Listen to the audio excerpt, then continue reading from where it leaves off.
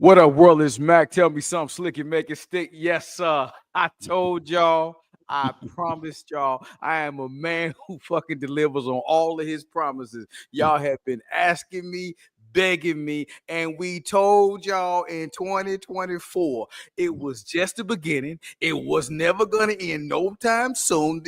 Hey, me and the great B.Cox is back in the motherfucking building for 2025. B.Cox, man, how are you feeling, baby? Brother Mac, it's so good to see you and to be on here with you as always, man. Thank you for having me back. Everything's been good, man. I'm good and feeling good tonight, man. I'm just glad to be back here, ready to chop it up with you and your folks, man. I think this is actually the first time I've probably done a live show. So, Wow.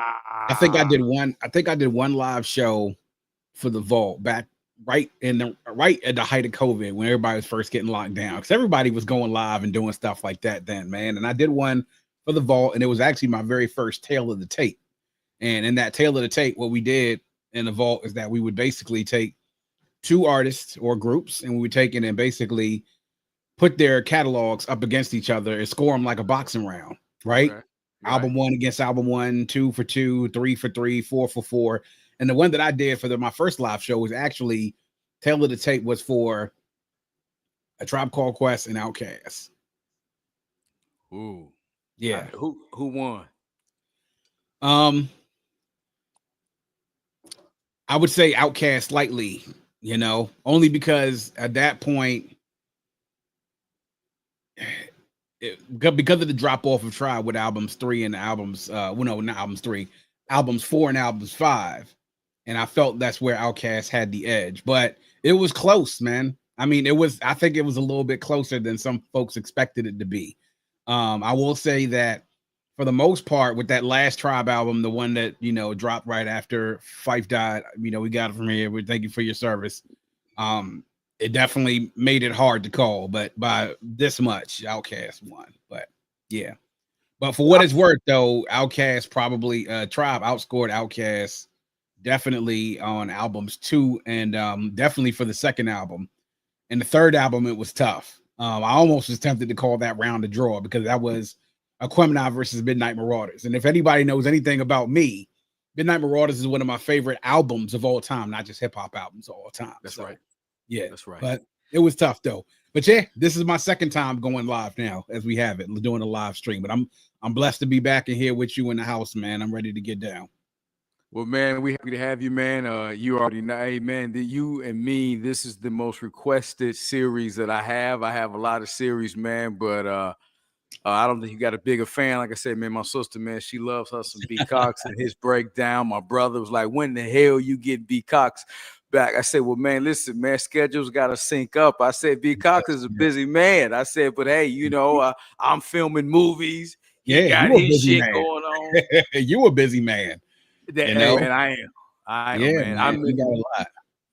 I'm in the DR and I'm everywhere, man. So, hey, but I'm here. There's nothing more important to me right now than being here with my brother B.Cox. So, B.Cox, anybody that's been following this series, and if I'm gonna say this: me and B.Cox, we ain't gonna stay on here long. We talked about Brother Diddy ad nauseum. If you want to go check that out. We broke it down. We don't have to mention anything about that brother now, but me and B.Cox did a great job delineating Diddy, his rise, and now his fall. As my brother B.Cox said, better than anybody. When a nigga get too big, they will zip that nigga suit up on you real quick and show you. Yeah. Use the nigga. I would just ask you this, B.Cox. Is there anything going on with the trial, man, that's surprising to you, brother, or did you pretty much prognosticate this? No, well, what I'm surprised at is the fact that a lot of the things that are going on are things that only further, takes us in the direction of what we thought is like, man, Diddy's a dude that got some problems, and he a sick dude, man. But there's some of the things you hear from some of these witnesses, particularly the prosecution witnesses, really does alarm you to let you know, like, man, this dude he's something else, man. And, aside from being a bad person for doing so many of those things, what is surprising me though, and I've talked to some people, of course, folks who are lawyers and also legal analysts, is that they're kind of skeptical about whether or not this whole thing about, and I haven't followed updates within the last few days, But the whole thing about them trying to prove the big charges that's up against them, you know, the RICO, the sex trafficking one, is right now it's kind of up in the air about whether or not that's something that will actually be proven, and I'm not to say he's awful for all the things that he's done. I mean, the abuse of the women, the things that he did, making people take drugs, and all the stuff that happened, just the stuff with Cassie herself and other people who have been involved with him, all really bad. But yeah. I mean, nothing really has surprised me other than the fact that it's just like when something else new comes out, I'm just like, well, damn. And it's just what I think. Oh, I heard a new low. Nah, this dude, man. Oh boy. Hey, because man, what a man does behind his bedroom, every man has their own predilections. Every man got their own hot zones. But some of the shit that they said this man gets into is just beyond anything I could ever fathom, man. He is a sick individual, man. That's a sick dude, man. And look, I get you like what you like, right? But it's like when you're a man, Diddy, and you got B's, billions, right? There are some things that you got to kind of, not to say that he didn't try to keep those things under wraps, but it's like after a certain point in time, it became the worst kept secret in the industry. Right. People knew you was freaked out, and they knew that you had your things about you. It was the worst kept secret in the industry, my man. Right. And so that's the reason why I said it's just like, man, you cannot get too big out there and think that eventually you're untouchable. At some point, like you gotta, but yeah, you like what you like, but goodness gracious, man, like God. But you know what though, B.Cox, that I've always surmised it of this, man. When you have that much excess, when you come to the end of the pleasure world, where now a woman alone don't even excite you no more. Yeah. Hey man, it's time. Hey man, it's time to have a personal atonement moment. Like you really, man. You gotta do some deep soul searching. When a woman alone just enough ain't for you, because I don't ever want to get to the point where, man, a woman alone ain't ever. I don't know how much money I make ever want to get to that point, man. Ever. Yeah, women that stimulate me. Well, hey, man, I had to get B.Cox's take on that. But hey, we are here. This is the Cinco edition. Man, this is our 5th installment. But we doing something different, man. Me and B.Cox, we have taken hip-hop. This man has broken down regions. We've broken down artists. We've broken down discographies. But there is something else that B.Cox is a maven on, and that's soundtracks, album soundtracks. We're going to talk about a cultural impact. And y'all already know, I just throw the lob up and B.Cox just come out there and tear the goddamn rim down. But B.Cox, people are excited about this. There's a certain nostalgic vibe with the 90s, man. Everything is coming back to the 90s, that time, that period where maybe I didn't even appreciate it as much as I should. I was outside. I didn't appreciate it as much as I should. But looking back now, man, the cultural impact of a lot of these movies that we're going to name, the individuals. So I know what y'all want me to start off with, but we're not starting off with. I already see a comment in there. I already know one person. I know. We're going to get there, but we're not getting there right now. I know you want B.Cox to tear that up. I know. And that's one of his favorite. That's one of his favorite charges, but I'm not going to start there. I know that's what y'all want. Yeah. B.Cox, let's talk about the impact of New Jack City. Now, let me just set the stage, where I was at. I was in 8th grade on the south side of Chicago. Okay. Man, we were going, man, on it was after a basketball game. The coach was like, hey, we're going to take y'all to the movies. And, man, me and the guys and the chicks that were the cheerleaders, and we went and watched New Jack City. Yeah. And I had never really paid Wesley Snipes no attention. I didn't remember anything other than this. Up to me, that was the brother's first movie, but it wasn't. It wasn't, yeah. But I'll tell you what, from the cinematic aspect of it, what he did, man, all the contributing actors, you look at who they blossomed into, but the way that movie impacted us culturally, because let's talk about that from a cinematic standpoint, from an audio standpoint, from a musical standpoint. Let's break down New Jack City, B.Cox. New Jack City, man. You mentioned where you were. I was in, I believe, at this point when New Jack City dropped, man, 1991. So during this time, I'm probably in the third grade, fourth grade, something like that. Okay. And it was a movie that I didn't see when it came out, obviously in the theaters, but I had a lot of older siblings and cousins. And so when this movie finally made its way onto the television and it got onto like HBO or Showtime or whenever it was, it was one of those times where it was a summer where we sat back and I'm with my older siblings and cousins, like everybody's over at one point. One of those times we was having like a sleepover or something like that. And New Jack City comes on and we pop it on. And I don't really remember at the time when the movie came out. What I remembered is just that with having older siblings is that the movie was a huge deal because of what you were getting as far as a crime story, right? And the characters that were involved on it. First of all, number one, shout out and rest in peace to Barry Michael Cooper, the co-writer of this film, and him being basically the steward of telling this story and being a New Yorker and knowing and understanding what this film needs to look like. Everything from the neighborhoods to the cars that they drove to the music that was in the background to displaying the contrast of the characters from Nino and G Money and the Cash Money brothers to law enforcement that was Mario and Ice-T and Judd Nelson. And then the other players that were sort of rotating around in the backgrounds, the Bill Nunns, the Chris Rocks. Yes, sir. Know? And so what this did is in particular, New Jack City helped to bring in an era of a new crime drama and really set the foundation for this run of like that. What I like to call is is urban drama and entertainment movies that ran in the 1990s, right?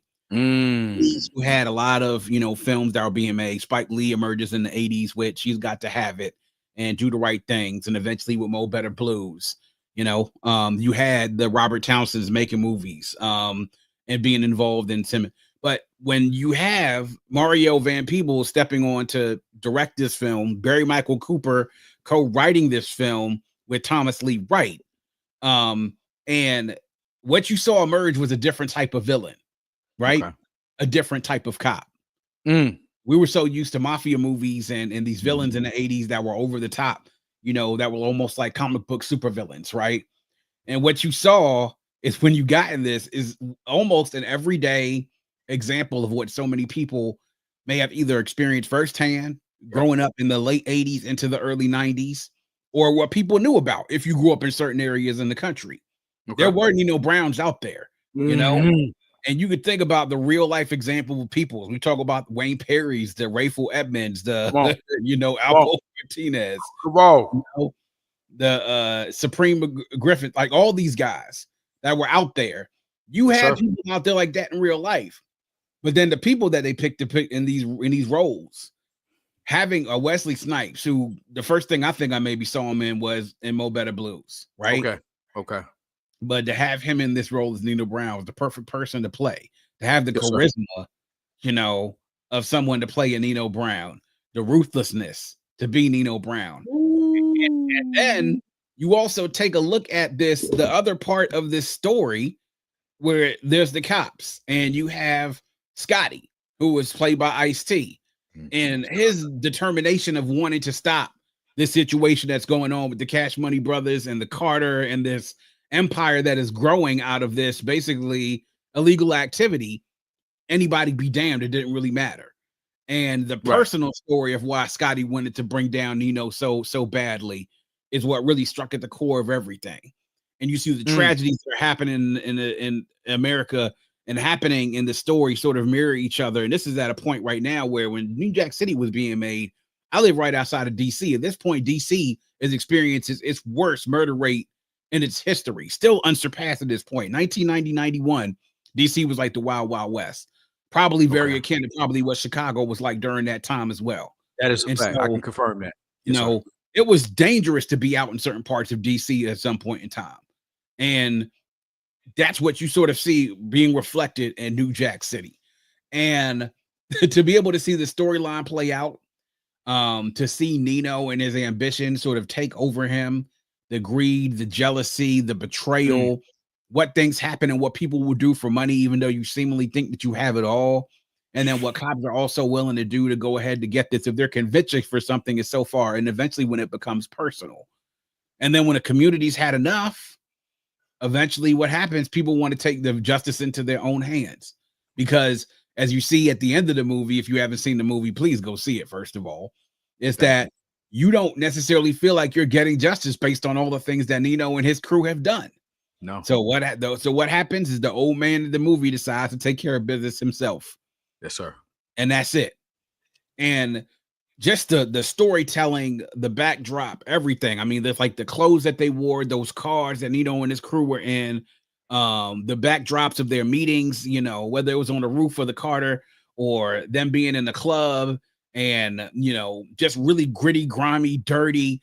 But it was something that was just like, this is a different type of Black and urban film that we're dealing with. This is like a new age of filmmaker, new age of story being told. And New Jack City was the start of all of that to me. Come on now.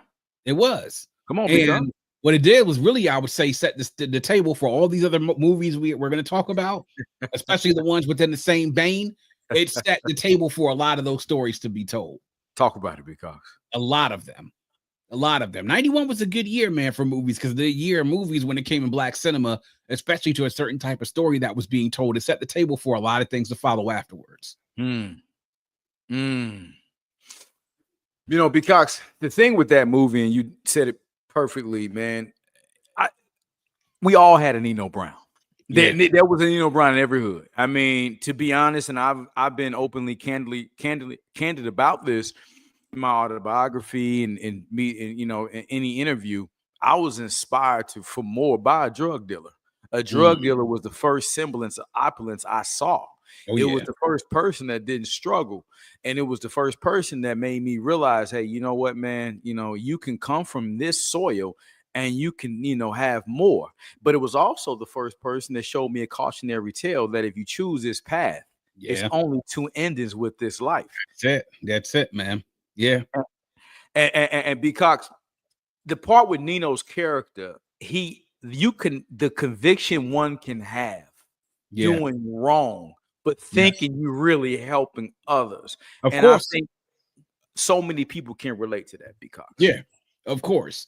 And what it was is it's a perfect metaphor to how things were being done, right? In the community. You have these drug dealers who, you know, bam, they'll hey, buy some kids some t-shirts or go, you know, sneakers or like, you know, spiff up a community center or have dinners for people and turkeys at Thanksgiving and everything.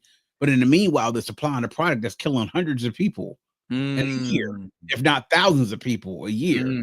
Families are being broken up and changed as a result of this. Yes, sir. And it doesn't really matter whether or not, this is being done. Like, hey, listen, this is right to me. And it's, you know, it's an infamous line. And it's funny because this also has a movie that has Alan Payne in it, but Blue Hill Avenue, which came out 2002, another cult classic. Okay. And the movie has a line where the main character's father said, son, why do you sell drugs and do this to your community? And his simple answer to his father was, because I'm good at it. Because I'm good at it. Because I'm good at it. You know? And if you look at it from a drug dealer's perspective, people are going to do drugs anyway, right? It's a terrible, terrible truth that we have.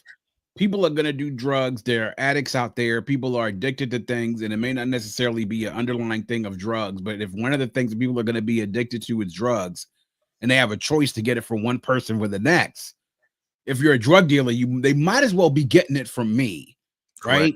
So, but that Nino's thing is that, you know, listen, I'm right for these reasons, and that's pretty much it. Whatever the consequences are, the consequences. Like, look, people are going to get high regardless. Why shouldn't it be me?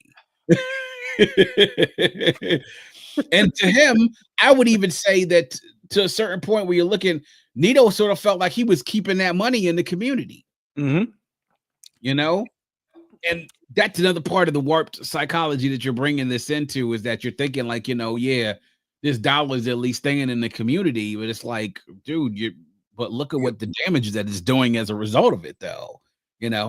But when you're like that and you reach a certain level of power or influence, the truth be damned, for the most part. The only truth that exists is the one that exists in your mind. Ooh, say it again, B.Cox. What? The only truth that exists is the one that exists in your mind. That's it.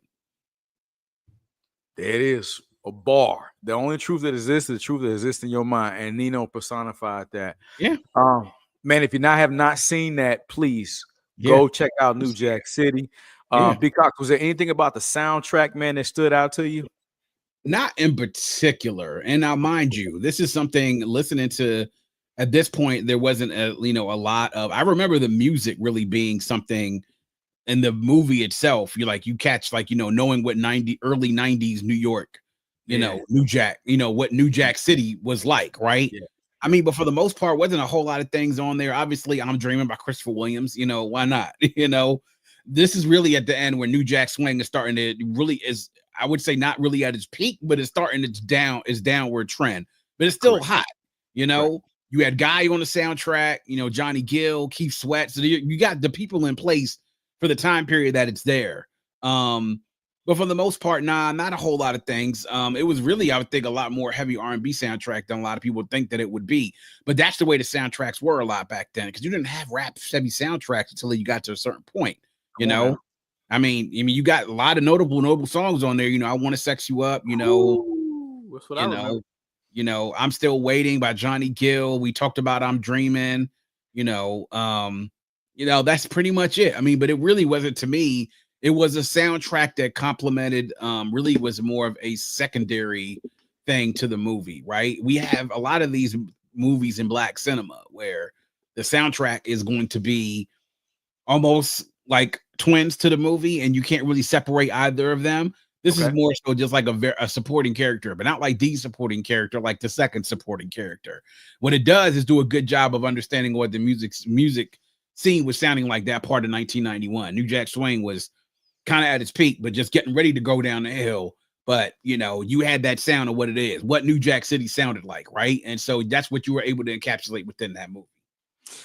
I agree, B.Cox. That soundtrack is the zeitgeist of what music was at that time. I agree. Not nothing that's not mind blowing bangers on there. No, at that time, I want to sex you up. That was a type, man. That's what we was on back then. Yeah. And Christopher Williams was in the movie, so he had a song on the soundtrack as well, too, man. So very memorable. Christopher Williams was a bad brother, man, when he wanted to do his thing during that time period, man. He was a bad brother, man. Yeah, he was. Yeah. Mm-hmm. All right, B.Cox. Hey, New Jack City. Now, B.Cox, we're gonna take it out west, because you know how our people get with us, man. They always, man, all right, y'all know me and B.Cox gonna move around. Relax. We're gonna move around. We'll be back, New York. Relax. Mm-hmm. All right, B.Cox, this next movie was Black director. Man, I'm gonna tell you where I was at. I don't know what that damn with 1991, man. I'm on my way out of 8th grade. A lot of shit happened that year around that time. And the movie, it was so impactful in so many ways, and it was so emblematic of what was going on again on the south side of Chicago, and I know as well as in parts of DC as well. Mm-hmm. But it spawned some monster stars from this movie. Spawned a lot, man. Because let's talk about the impact, first of all, of the great John Singleton. Let's talk about Boyz in the Hood and what that did, and all the Lorenz Tates, I mean, man, Ice Cube. I mean, we got Chauncey. That's what we found old Chauncey at up in there. We got to know so many. Yeah. Neil Long. I mean, B.Cox, just take it over, man. God, man.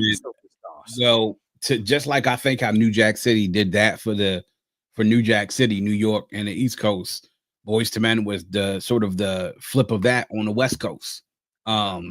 It was a new type of Black cinema being done.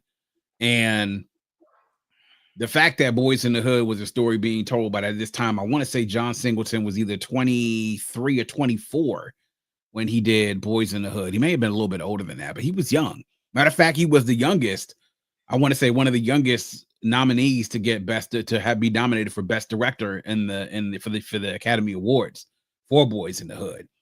But what the story of Boys in the Hood, and John Singleton, who wrote the movie, by the way, and you don't have too many situations where you have someone writing and also directing the movie, but it's perfect in this sense because John Singleton went to USC, went to the acclaimed USC School of Film, studied under all the right people, did things the right way, and was right in the backdrop of what was the right in the scene of where he wanted to shoot his first movie, which would many people consider to be his magnum opus, and the first film that he directed. But Boys in the Hood is a story, man. Boys in the Hood is a story about so many different things. It's a story about, I would say, the importance of understanding and knowing what your purpose is in life. It's a story about the importance of Black fathers, mind you. It's a story about what we do with what we perceive to be potential, and what folks believe is salvageable and what it's not. And it's also a very harsh reminder of how a lot of times in Black America, and especially in the tough neighborhoods and in the ghettos and hoods in America, is that you could be doing all the right things in the world, and sometimes it still doesn't even matter. You know? And a lot of it, Boys in the Hood is really about the battle. I really think that we also have is that this was really the first time that I can remember where we started having a really deep conversation about raising young Black men in America and what the differences in regards to what one path can be and the other path can be. This is the reason why I said that it's really, I think, a movie about the importance of Black fatherhood. If you take two of the main characters in there, I would even say, right, the main of them is you have Ice Cube, who was playing Doughboy, and then you have Trey, who's being played by Cuba Gooding Jr. Correct. Trey has his father. He's staying with his father. His mother brought him over there to stay with his father because he got in too much trouble. And it was under his father's wing that basically he spent his preteen and adolescence years heading into adulthood. And staying there with Jason, aka Furious Styles, you know, played by Lawrence Fishburne. You saw what the impact of that was over the years. And then, you know, but Trey wasn't an angel. You know, Trey had his moments where he's a young Black man. Obviously, he had things that, you know, he's going to make some mistakes. He's found himself in some situations where, you know, if he didn't have a father in his life to let him know about certain things, he might have ended up somewhere different.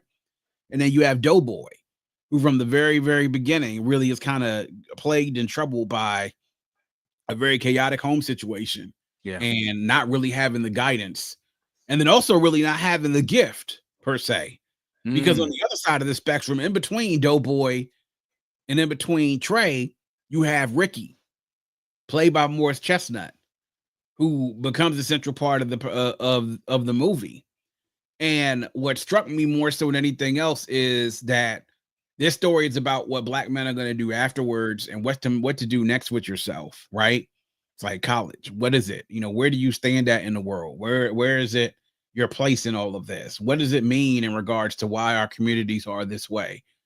If it is this way, do people want to know why? And do people want to be better? Or is it just a perpetual cycle of continuous despair that we can't get ourselves out of because of either apathy or ignorance, right? But when you also then get to it, is that you have, you know, Trey sort of at this place where he wants to be somewhere, but he's also kind of searching for an identity. Right. And because you see on the other side of the street, there's Ricky, who was a famous football player, you know, has dreams of going to USC, like a lot of young boys in that time in LA during that time, to go play football for USC. That's right. And then you got Doughboy, who's been in prison a couple of different times, and he a gang member. You know, he doesn't really have any ambition, you know, or anything like that. But yet you have their mother who's at the house, who pretty much treats them differently because, okay, the way the mother's seeing it, I lost my chance with Darren, Doughboy. But I have everything that I could want, and I'm not gonna miss it with Ricky. Yeah, right? That's real. And a lot of times I stop and I think, and I'm saying, wow, man, yes, Doughboy was a fuck up. Yes, he was a gang member. Yes, when you get to a certain point, like he was, it's sort of like you just kind of don't really know what to do with you. What could have been done if, hey, if she'd have kind of maybe paid a little bit more attention to him, right? She'd have put more energy into him instead of just saying that this is the redeemable one. This is what happens, man, when you play favorites. Backfire on you. Come on. But then just the things you see there, the landscape you see there, obviously Southern California in the 90s, you see the same thing, the dress. This is when the culture, like West Coast culture, is really starting to peer itself out on us, right? Along with the hip hop music that's starting to emerge out of the West Coast. Cube is fresh off of America's Most Wanted. He's also heading into this point where he's going to release Death Certificate later on this year. He's the biggest star on the West Coast at that point. He is, music wise, right? And you see the stuff, the low riders, the khakis pants, the flannel shirts, the stuff with gang cultures, blood, Crip, and you could see two boys out there trying to make the best of themselves, man, in high school, Ricky and Trey, and how they get caught up into things, the beefs that his brother has, Ricky gets caught up in it, right? Yeah. Going home, getting stopped by the cops and having them abuse you on the side of the road when you feel like you haven't even done anything wrong other than being black and driving through whatever neighborhood it is that you're in, to have to deal with that type of thing and tell you the people that hate you and they hate you because you're black. And it's your own people telling you that they hate you because you're black. Wow. And then all this thing about, Ricky wants to go to USC, but he doesn't really know where it is that he wants to go. And then you get this end of the movie where everything sort of crescendos. And you see the ultimate tragic end that Ricky meets. And it's sad. To me, I think is still one of the saddest movie moments that we've had in Black popular culture and cinema, to see what happened to Ricky and to see the way how his mother reacted to it and him being dead. But then even better that follows it is the fact that Trey, being angry that his friend is gone, decides that at first he wants to ride with the homies to go, get some get back. And that the whole time that this is happening, you see this juxtaposition of Furious sitting there just thinking, I've done the right thing. My son's going to make the right decision, right? He has to. And at some point in time, he tells him to let him out, and they let him out. And it's a good thing that they did. And I think for the most part, Doughboy didn't press because he knew that Trey really didn't belong there.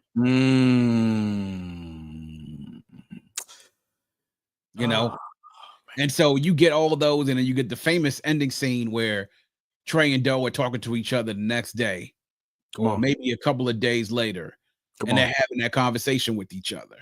It really does kind of, drive home the point of what the movie is. A lot of things happened on the news. I saw everything in this, but not one of them even mentioned my brother. Come on now. And what is it, Joe? Either they don't know, don't show, or they don't give a fuck about what happens in the hood. Preach. And that's really what the point of the movie was. Things happen in their community and it falls apart. It's just everyday life for everybody else. They keep moving, but these are real people that we're talking about here. These are your cousins, your brothers, your classmates, your neighbors, things that you see within these characters right here. Right. And it's a real story. It really was, like I said, the antithesis, almost the twin to what New Jack City was, to be able to really establish what this new Black cinema, urban drama was going to be, and what these new age of cinema and films were going to look like. It was gripping, man. It was a movie that now, 30-something years later, we look at it now, still, let's say it's still one of the best movies, a depiction of urban and Black ghetto and life, and what it's like to be a young Black man in America at a time then when we were still kind of dealing with a lot of different issues that we don't necessarily deal with. We deal with at times today, but in different matters and different forms, B.Cox, let's kind of unpack what you said. Let's talk about some of these subplots. so many different, so many concurrent narratives in this. Let's talk about. I'll just say this. Let's just say this. The part that always stuck out to me was Furious stepping up as a father. Absolutely, man. And me being raised in the home, and I wasn't raised with my dad, but I know my dad. My dad was always accessible to me. So I was familiar with the strong father figure. But what stuck out to me was, even though, hey, he was, he had the relationship had ended with Reva Styles, played by the great Angela Bassett. Yeah. Bassett. Oh, this movie spawned some monsters. Yeah, man. I made a mistake though. Lorenz Tate was not in this one, but that's another West Coast classic. But another West Coast. That was that was a 40-inch slip. But good. It's all good, man. I knew what you was talking about. I knew where you were going with it, man. Me and you, we in sync. Yeah, indeed, yes, sir. I want to talk about that aspect of it, because guess what? Many moons later, I ended up becoming a single father. Yeah. And I was positioned with something similar to that. Only my kids, it wasn't, they were acting up and this, that, and the third. It was just the environment they were in at that time wasn't conducive for them, as children. I won't go into that. That's neither here nor there. But I was called to say, hey, step up and be a father. And one of the things that I always remembered, it harkened back to when Fury stepped up. And I remember that transition when Trey had to get used to daily daddy discipline and living with dad. And I went through that same thing with my kid and my boys, 2 sons, ironically. And I went through that, and I remember telling them, hey, you'll appreciate me later. You'll understand what this later. Yeah. And all of those different things, man, that strong father figure, having that, embedding in that early, later came back to be a blessing for Trey, because that was the one thing that actually allowed him to say, you know what? I heard my dad's voice somewhere in here. Exactly. Let me out. Yeah. Yeah. Man, powerful. B.Cox, another thing, that was a time, and you and me talked about this before, the hood used to protect the prodigies. If you had any promise, you had any glimmer of hope that you could get out of here, scholastically, athletically, it was a code that, hey, they were off limits. They off limits. Yeah, don't do it. Yeah. Don't do it. If you touch them, you're going to have to deal with us. Deal with us, exactly. Yeah. Ricky, to your point, played by great Morris Chestnut, he was an athlete that was protected. Hey, he's got promise. Leave Ricky alone. He's not into this. Hey, Trey. Hey, he's trying to go to school, trying to make something good of his life, trying to lead the environment. Man, leave him alone. Hey, this is not his lane. Let's also talk about, B.Cox, what you mentioned. Let's dive into that. That single mom. Yeah. When you juxtapose your kids and you pick favorites, I never thought about this. All Cube wanted was love from his mom. That's it. And what if she would have gave him just a little more love? Because ultimately, when Ricky died, he thought that would maybe possibly bring her him and her even closer. You could, just based on supposition, how he responded, he thought that would, and actually it drove a further wedge. Yeah, of course.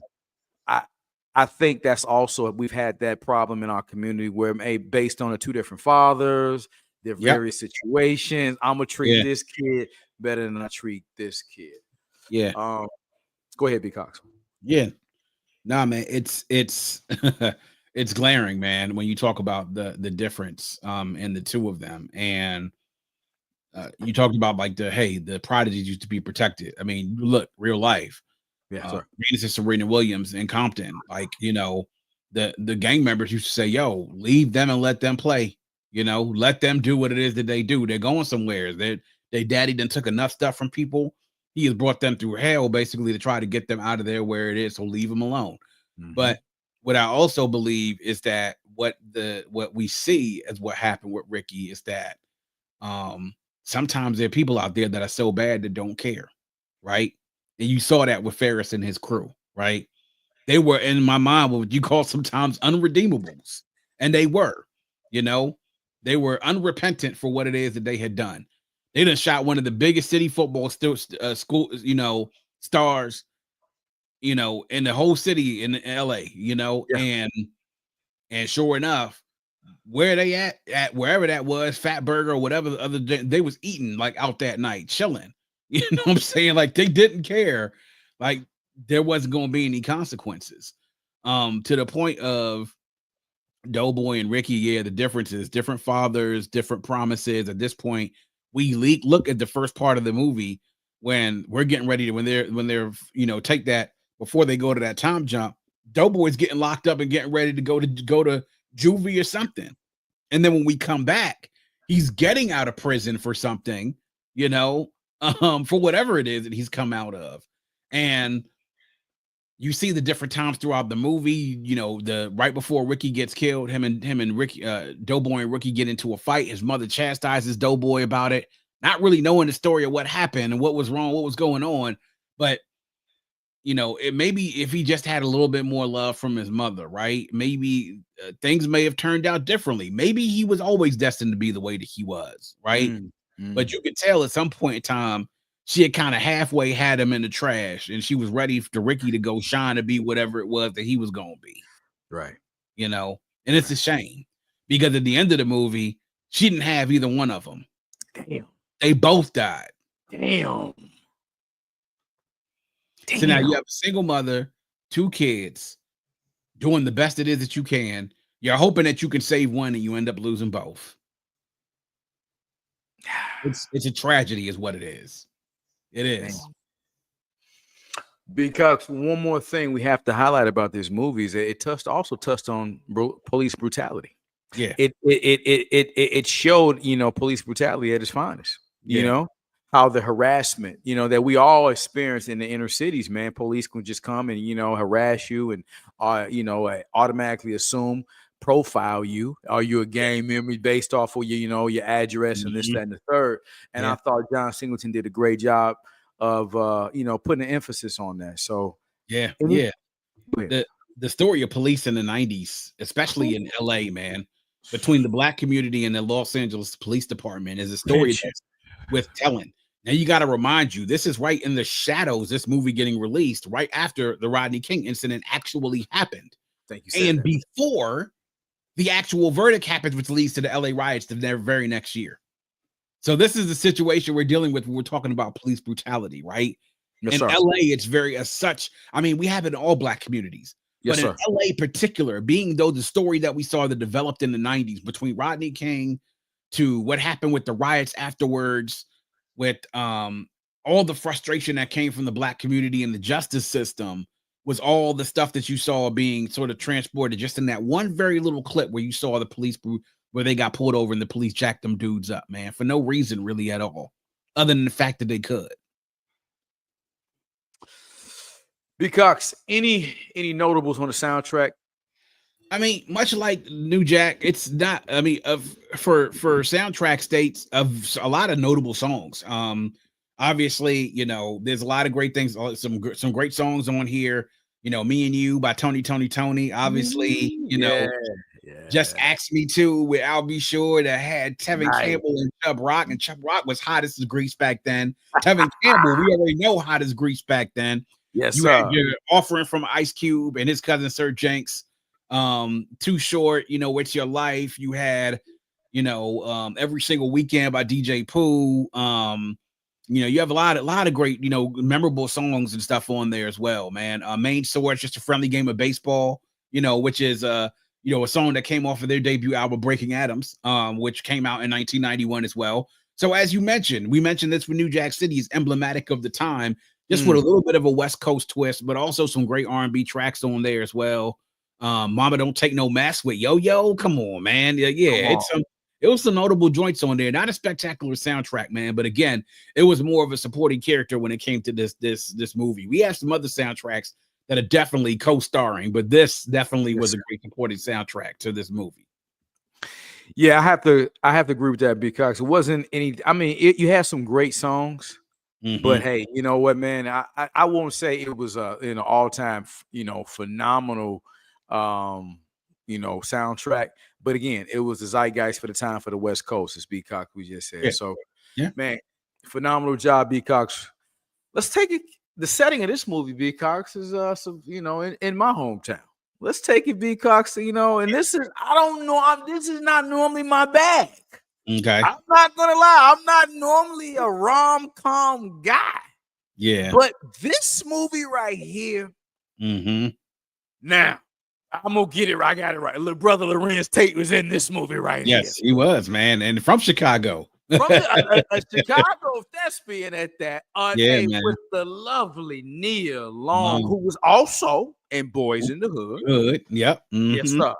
You had brother Bill Bellamy in this movie. Yep. You had a few more other stars that broke out. B.Cox, let's talk about, because I was good for putting this movie on with a date with a chick. Yeah, man, and you know what? I don't know a woman yet that don't love this damn movie, B.Cox. Yeah. You just put it in, press play. You got you some nice spoken words, some poetry. Yeah. Let's talk about the impact of Love Jones, B.Cox. Oh man. Well, the one thing we were good about getting, one thing that we were good about getting with 90s was some good romantic comedies and films, man. And Love Jones was one of those movies that while they had a sort of archetype with some of these films, it was very unique in the fact that the characters were involved and what their profession sort of took like really the forefront of what it was that they were doing, in addition to the romance that was being developed as a result of that.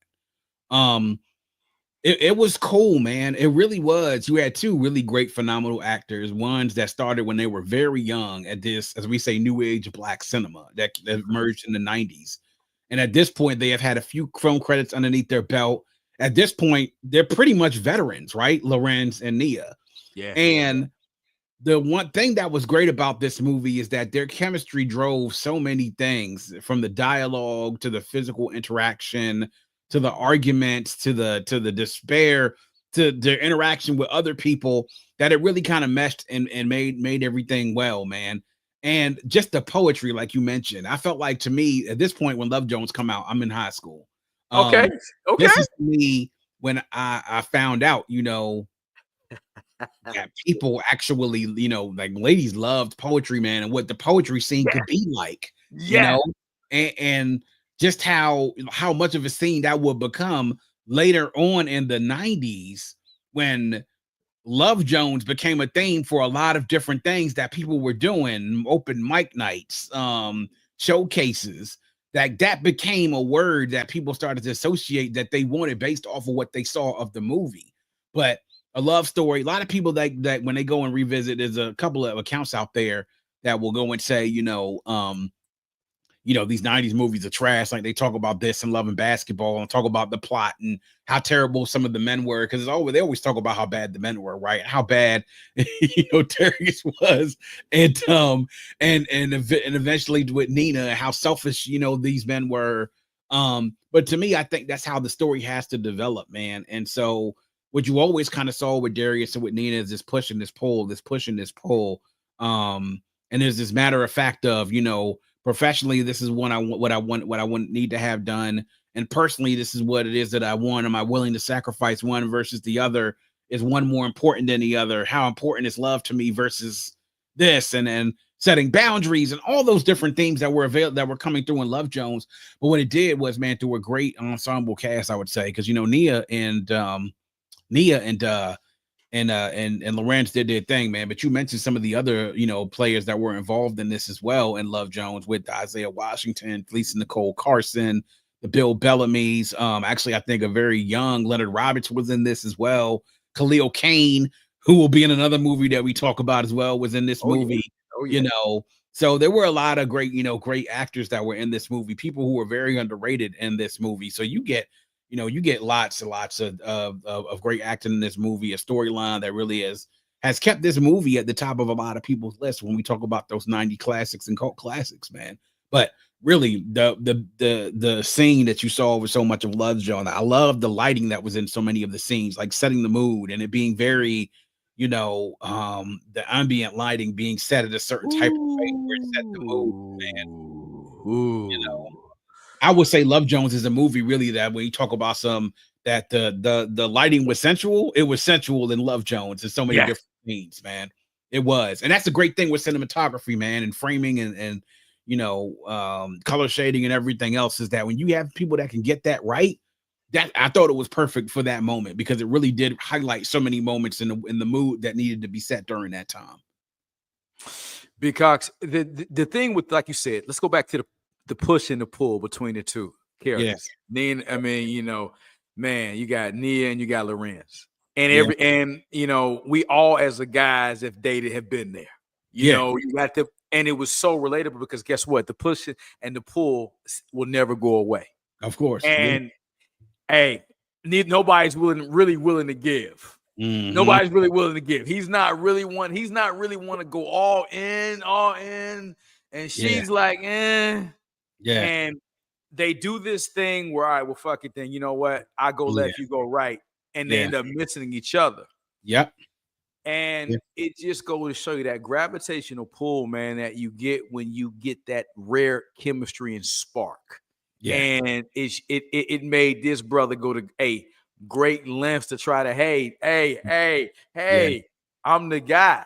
Yeah. Even when she moved, went away to New York, right? And all of that, man. But also another part that resonated with me with Lorenz and his character, he was trying to find himself still. Yeah, he was trying to find himself still. He was at the age, it was a Renaissance man, as he called himself. He was trying to really find himself and self-discovery, as a lot of us do. But then you had the wise Isaiah Washington, who played, Savon in there, advising him, hey, you need to settle down, get a family, this and the third. But meanwhile, he's got his own personal problems with his wife going on. Yeah. Exactly. He's trying to give advice, man, but meanwhile, his house ain't exactly not on fire either. You know what I mean? So yeah, man, it was great. It was great to have that the different characters and how they played off of these main characters there, though, man. They played their roles beautifully, man. He was just one of them. Bill Bellamy as well, definitely, man. It's a movie that's up there when you talk about and I think that movie also helped to spawn a subgenre of other movies in its same vein, man, with the type of storylines. And I mean, to me, if there was no Love Jones, there might not be a Have Plenty. You know what I mean? And if you deep into black cinema, you remember Have Plenty. That is a cult classic for real. Right. You're right. Yeah. B.Cox, the soundtrack from Love Jones is one of my favorites, man. When it comes to, man, Maxwell, man, can we do a little something, man? Can we do a little something? Go ahead, listen, man. Go ahead, talk about it. That mellow, smooth mix of something. Hey, listen. We talk about what? Get BTD, get the draws mix. That is on the short list of you get on your get the draws list, because if you put that on and you with somebody and y'all feel a certain way about each other, ain't gonna be but so long before stuff happens, before a little something happens, right? Man, it was great, man. And again, a song appropriate for the time and for the movie, but the rest of the soundtrack, man, really complimented the movie. These are one of the things we talk about, how the soundtrack is a supporting character. This is one of those ones where it's the co-star, man. Hopeless with Dion Ferris. I mean, The Sweetest Thing by Lauryn Hill. I mean, you get the on the soundtrack, you have Inside My Love by the classic, the late great Minnie Riperton. In the Rain by Escape. I mean, it's I forgot Escape was on there. Yeah. And then a very underrated track, man, Rush Over by Marcus Miller and Michelle Indelcello, man. I mean, this soundtrack has some heavy hitters and appropriate music for the movie and the plot and the mood that it's set, man. I mean, really some great ones. I mean, you see a very classic Duke Ellington composed piece in a sentimental mood, man. We talk about poetry. Jazz is always I would say the close cousin to spoken word poetry. Like you said, and like one of the my man Reddy in here, shout out to this brother, man. He been hanging with us. It's that colored light bulbs in the room music. That is exactly the way how I would describe it, man. It really is. It's colored light bulbs in the room, incense burning, candles lit, And not even necessarily music if you're just trying to get down with somebody. It's relaxation music, like cool, relaxed type music, man. That's the Love Jones soundtrack became that for me in my very young age of about 15, 16 years old when this came out during this time. Really some really great tracks on here that really set the mood. And we talk about it being a co-star. You really want the soundtrack to complement the movie, and it's complemented the movie in a way that very little soundtracks actually do. You know, it did. The whole vibe. It was almost like the person who directed the movie or wrote the movie almost could have said, "This is the soundtrack. I need a soundtrack for my movie that matches this perfectly." Boom. This is what you get. You could put AI together and say, "I need a soundtrack put together for this movie of Love Jones. Here's the script, analyze this and give me 12, 17 or 16 tracks that we can deal with to put on this soundtrack." And that's exactly what happened. I mean, that's what it really sounds like, man. Just couldn't compliment it any better. B.Cox, let's right there. If you were a person who saw the movie, you were curious about the soundtrack. Absolutely. And if you were a person who stumbled up on the soundtrack first, it made you want to go watch the movie. Yes. Very few movie soundtrack combos are that symbiotic where one will lead you to the other. Absolutely. Very few. B.Cox, you nailed it, man. Yeah. Goddamn, Love Jones. All right, y'all. Well, we're going back to the East Coast. B.Cox, this next movie, man, this gentleman right here, he went on to become arguably one of the most iconic rapper, man, of all times, man. A lot of people say that this movie was the impetus for his character. It influenced his art, more so than his life. I cannot neither confirm nor deny that. I don't know. For what all understands, they say he was a pretty raucous, wild guy. Without that, they said actually he brought that character to life because he actually embodied that character naturally. But this movie is another movie that's got so many narratives and subplots that I know my brother B.Cox is going to drill down on. Let's talk about just some of the stars: Omar Epps, Samuel Jackson, Jermaine Hopkins, the great Ernest Dickerson, and Queen Latifah. I mean, come on, man. You got Donald Faison. I mean, and the late great, just had a birthday. Tupac Shakur playing Bishop as Juice. Roland Bishop. B.Cox, take it away, sir. Take it away. Juice, man. When we talk about movies in the 90s, this is definitely in my top 3. Oh, wow.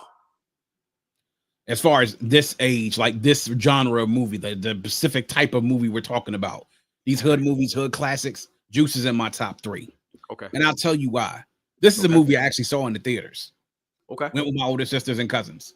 Went and saw this movie in the theater because it was a big deal when that movie came out, man. Juice as a movie is a movie that I believe does not nearly get the respect that it deserves amongst the pantheon of 90s hood classics in this new age of black cinema. And you know what I'll tell people is that this is a movie that to me embodies so many different things. You mentioned Eric Dickerson. By the way, Eric Dickerson, this was his debut film, directorial. This is his directorial debut. He was a famous, worked with Spike Lee for many years on the Spike Lee projects, was his cinematographer on so many of his favorite movies, stepped in and directed this movie. And what it was perfect, almost like in the same vein what it did with New Jack City. That's why I said New Jack City sort of gave the birth to so many of these different movies. Juice is probably a result of that, right? Is you have this movie and it features obviously this crew, man, these 4 guys who are all in high school. And it talks about something that is a relevant theme even now, almost 30, damn near almost 40 years afterwards. And it's about the fact that young men, and especially young black men, and their need to be able to attain power, money, and respect, right? And how that also, I would say, then conflicts on the other side of it is their actual life, their families, and what their responsibilities are at that particular time. Okay. Right. And so you have this great, quartet. You mentioned them: Jermaine Hopkins, Khalil Kain, Omar Epps, and Tupac. And this story about them, they're all high school kids. But this to me, and talking to a lot of my cousins who grew up in New York, this is really emblematic of what a lot of New York was like during that day. Folks would it's cutting class, it's riding the subway, it's going to different parts of the city, getting into trouble, getting into mischief. And what you have is that you got 4 young brothers here who are all basically, kind of a trying to quasi being a gang, right? And now that I look at it now in my grown eyes, I'm like, wow, this is really something that a lot of guys went through during this time. And they want respect, right? They want money. They want to be looked at as though people are going to respect them when they see them in the street. And what was interesting is the way that they tried to go about doing that, right? Bumping up with Rodamez and his crew, right? Wanted to make sure that they're feared on the block, wrecking crew. That's what the quartet called each other.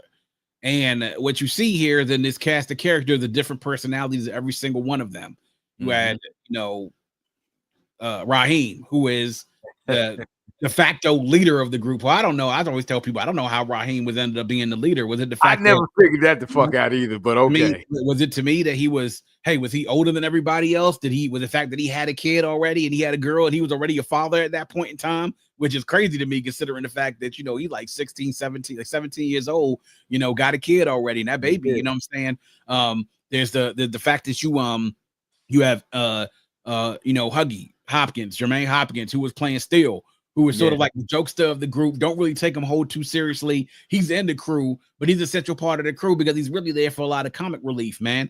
Then you have Omar Epps, who has these ambitions that he wants to be a DJ, right? Everything about him. And that's the part that I loved about the movie itself. Talk about early 1990s New York, man, and the culture of what it was, like what underground stuff was, the DJing and the competitions of DJing and how big that was during that time. Really the essence. Like Juice to me is not necessarily a hip-hop movie, but it's a movie that has great hip-hop elements in it. And that's what makes it. And what makes it even better is the fact that you have people in the industry in the movie. Special Ed, Queen Latifah, Flex Alexander, EPMD, and then Tretch being a part of Rodamez's crew. And then also Tupac himself, then already at this point was already an established recording artist. So it had all these elements and things sort of coming together that made this great hip-hop feel to this movie, right?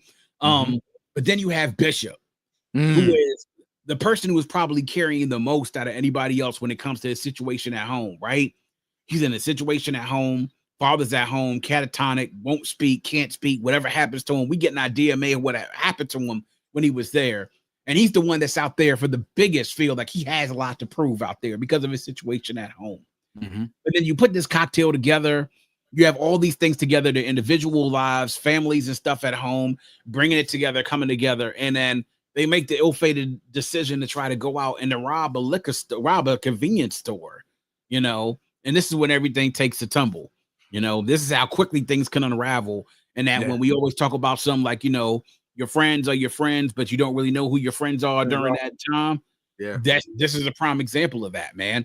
Correct. So background of all these different things, hanging out at the arcade and that getting busted down by the cops for truancy and everything else that was happening. Khalil and the thing with his baby mother, the fact that he wants to see his son and she says she needs more, and all of a sudden she's getting in the car with Special Ed, and then Raheem feels a certain type of way about it.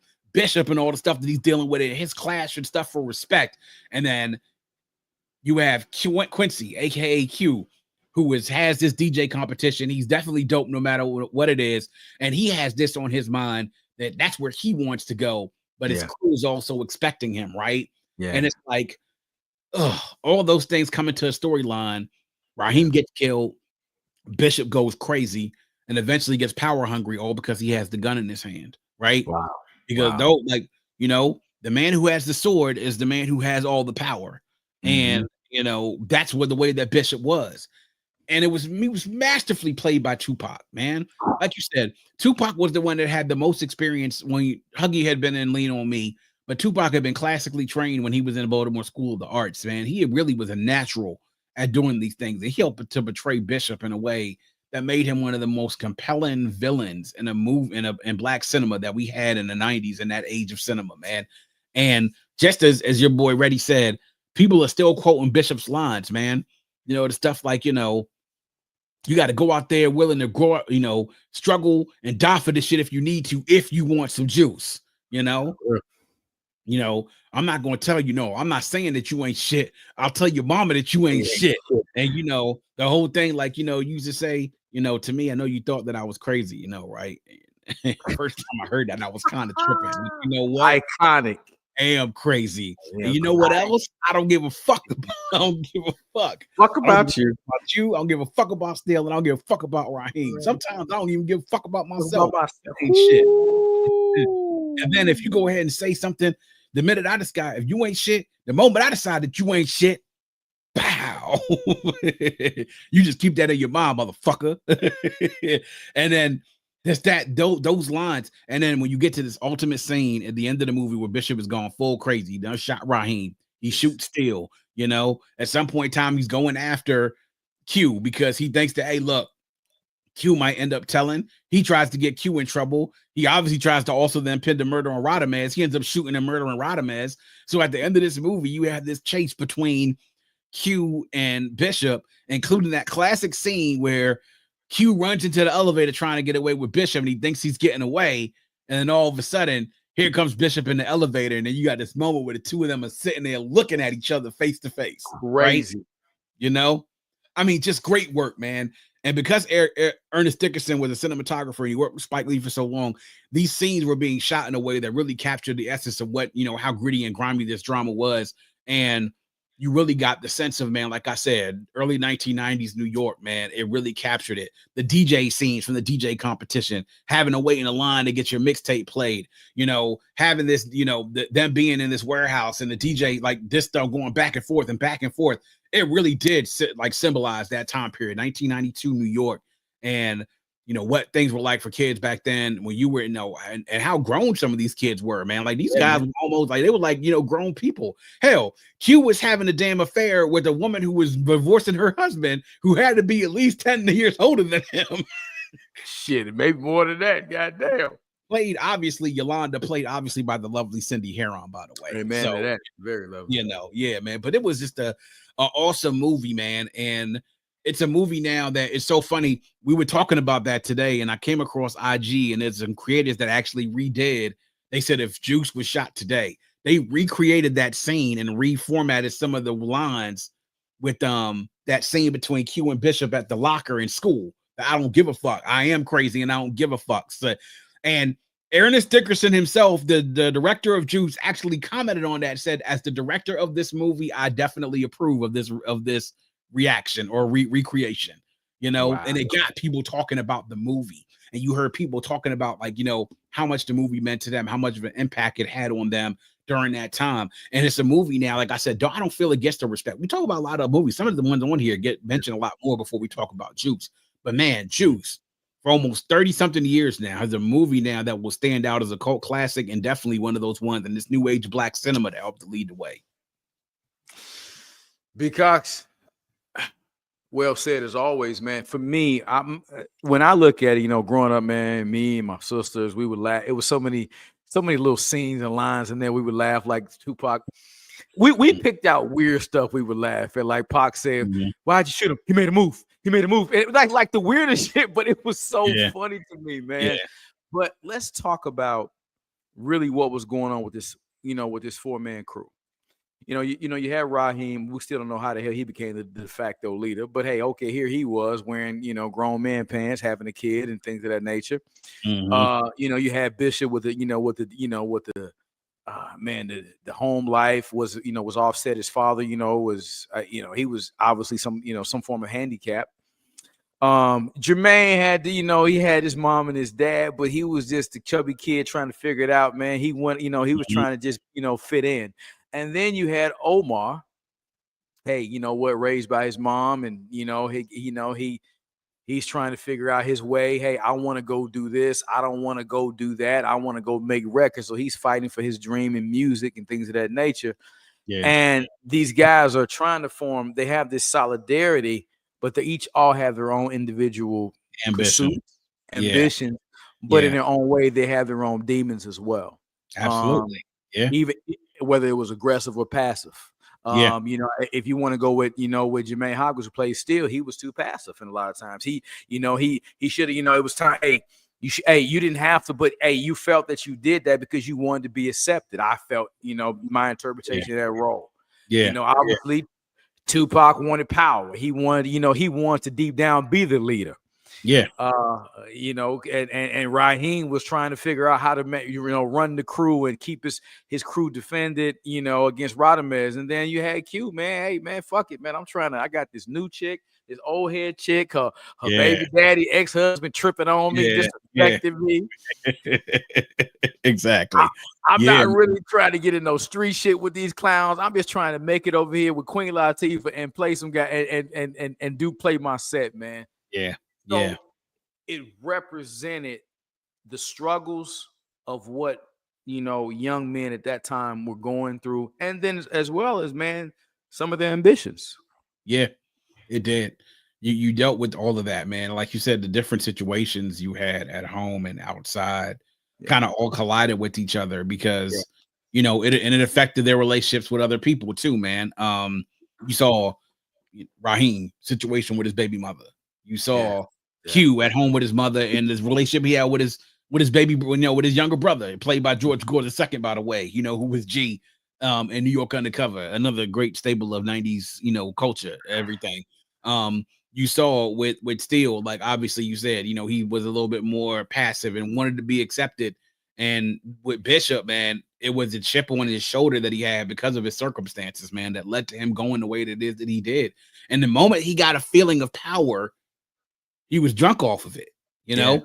It was intoxicating to him, and he couldn't really let go of that at all. And what it did was lead to an unfortunate set of circumstances where the crew fell apart and their lives were impacted forever as a result of it, man. It really is, like you said, something you said, dealing with the young men and their demons and how those demons all came to play afterwards. Q's actually in this DJ competition.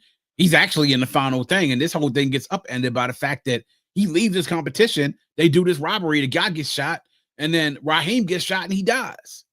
You know, and then they're all at his funeral, and Bishop shows up as though everything's okay.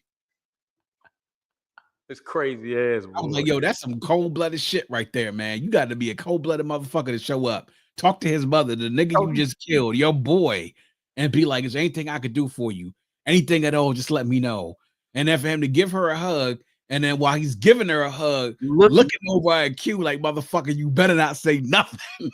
Like, you next, nigga. You'll be next. Blooded. Cold-blooded, my man. Oh, goodness. Yeah. B.Cox, the soundtrack. Any notable from the soundtrack you want to mention? Yeah. I mean, not as good as some of the other ones we'll cover here, but yeah, there were some notable tracks here, man. There were some bangers on this soundtrack, man. Uptown Anthem, first of all, #1 by Naughty. I mean, my gosh, this was a smash hit, man. A perfect smash hit for this film. Juice, man, with No to Ledge by Eric B and Rakim, with Rakim, man, just right there in the midst of this Let the Rhythm Hit Them in the Don't Sweat the Technique era. I mean, crazy. Having the remake of Is It Good to You, made up by Teddy Riley with Tammy Lucas on the vocals this time. Yeah, you know, Sex, Money, and Murder. I mean, obviously, you know, you heard the Can I Kill It, you know, it's too, you know, So You Could Just Kill a Man by Cypress Hill, Shoot 'Em Up by Cypress Hill, you know. I mean, you know, there were some good songs on here. There were definitely some, you know, not as good. I mean, there were some things here that were going. It's Going Down by EPMD, and they were, you know, they were actually in the bar that, you know, that gosh, I can't remember the dude's name. The character shot it up, man. They were actually patrons in the bar, so they were in there. They were hip hop stars all throughout this, man. So the soundtrack had some good songs on there. It really wasn't a notable soundtrack, more like you say, supporting character, man. But the feel of the music, the actual music that was in the movie, just kind of just set the scene for a lot of different scenes, man. But you know, not one of the best ones, but definitely had some bangers on there without a doubt. Yeah. I agree. B.Cox has some bangers, but not one of, you know, we got better soundtracks that we're gonna get to, man. But hey, well said. Ready Red definitely agree with that, B.Cox. Yeah. All right, B.Cox, let's let's stay in the New York setting. Let's stay in the New York setting. Let's talk about Lorenz Tate again. But this time we're gonna bring in some new characters. We're gonna talk about Lorenz Tate. We're gonna talk about Chris Tucker. We're gonna talk about Clifton Powell, Keith David. We're gonna talk about Terrence Howard. We're gonna talk about Bokeem Woodbine. Jennifer. Yeah, Bokeem Woodbine. Jennifer Lewis, James Pickens Jr. Yep. We're gonna talk about, man. One of my favorite movies, but and I'll tell you why, because it really got you to thinking about, does this country really do this with money? Yeah. It made you realize that, hey, wait a minute, with all this poverty and all of this shit right here, people are struggling. Is this really real? Would they do something like this? Yeah. Yeah. B.Cox, let's talk about the impact in so many ways of dead presidents. Yeah, man. Coming up on 30 years, man, this year, actually. Dead presidents. A movie that at this point I'm in middle school, and Summer '95 was big for me, and this was one of the things we looked forward to a lot, because as we're watching the box, the box television, man, video music you can control. We're coming up on and seeing the promotions for Dead Presidents the movie, and then also the soundtracks that are coming out. But Dead Presidents the movie, man, is set in a time in this country where it was almost like a tinderbox, man, in the height of right after the Civil War movement, heading into the 70s. And it showcased a lot of different things. You had situation, Lorenz Tate's character, who is with his friends in high school afterwards. What are they doing? Well, he's definitely he's planning on going to the military. And it's interesting because he's going to the military. His parents are expecting him to go to college. He's going to the military when the country's right in the midst of a war, the Vietnam War, mind you, right? So you get this setting of them, him basically going off to war, partaking and being a part of this war, and then the things that happen in that war. Who, if you talk to anybody who was in Vietnam, and who was in combat and in theater in Vietnam, they'll tell you it's things that they ever don't want to repeat to anybody or think about anything that they've ever seen before. Right. But what you see on the other half of what you see with Dead Presidents is the struggle. What happens is when those veterans came back home later on, black, white, and everything, but in black neighborhoods especially, what they had to deal with coming back to a community after they had just been at war. Anthony comes back, Lorenz Tate's character comes back, doesn't have a job. He was used to being able and hustling at Kirby's place when he was a kid. And he needs to be able to have a job now because his girlfriend, before he left and went away to war, he knocked her up and got her pregnant. So he has a daughter, and so he has to provide for his family. And eventually he finds work, but it's only but so much you can make while you're at a butcher's shop. And it's the struggle of going through to have to survive. Then you have the fact that you have the veterans that are dealing with things, and the ones that had the the supposed Agent Orange, and the things that came with this, what they had, the disease and the sicknesses that they had as a result of them being in Vietnam, and then having troubles with drugs. Everybody's sort of in a different type of place. And at some point in time, Anthony's got to be able to try to make something. He loses his job. He realized his woman, who has had his baby, has been basically being serviced by a pimp, the neighborhood, Batman in the neighborhood, Cuddy, played by Clifton Powell. And he comes to the realization that, your lady was out there doing strange stuff for some change, and it ain't nothing good to think about it when a man tells you something like that, right? Yeah. And then you're dealing with these problems, you feel inadequate, all the trauma and PTSD that you deal with from war, all those things sort of combine on that. But it's all secondary to the fact that you got to make money and you have to be able to survive. And so they hatch this plot, and the plot is to rob, a cash shipment. And it's a cash shipment that we find out is actually going to be destroyed, right?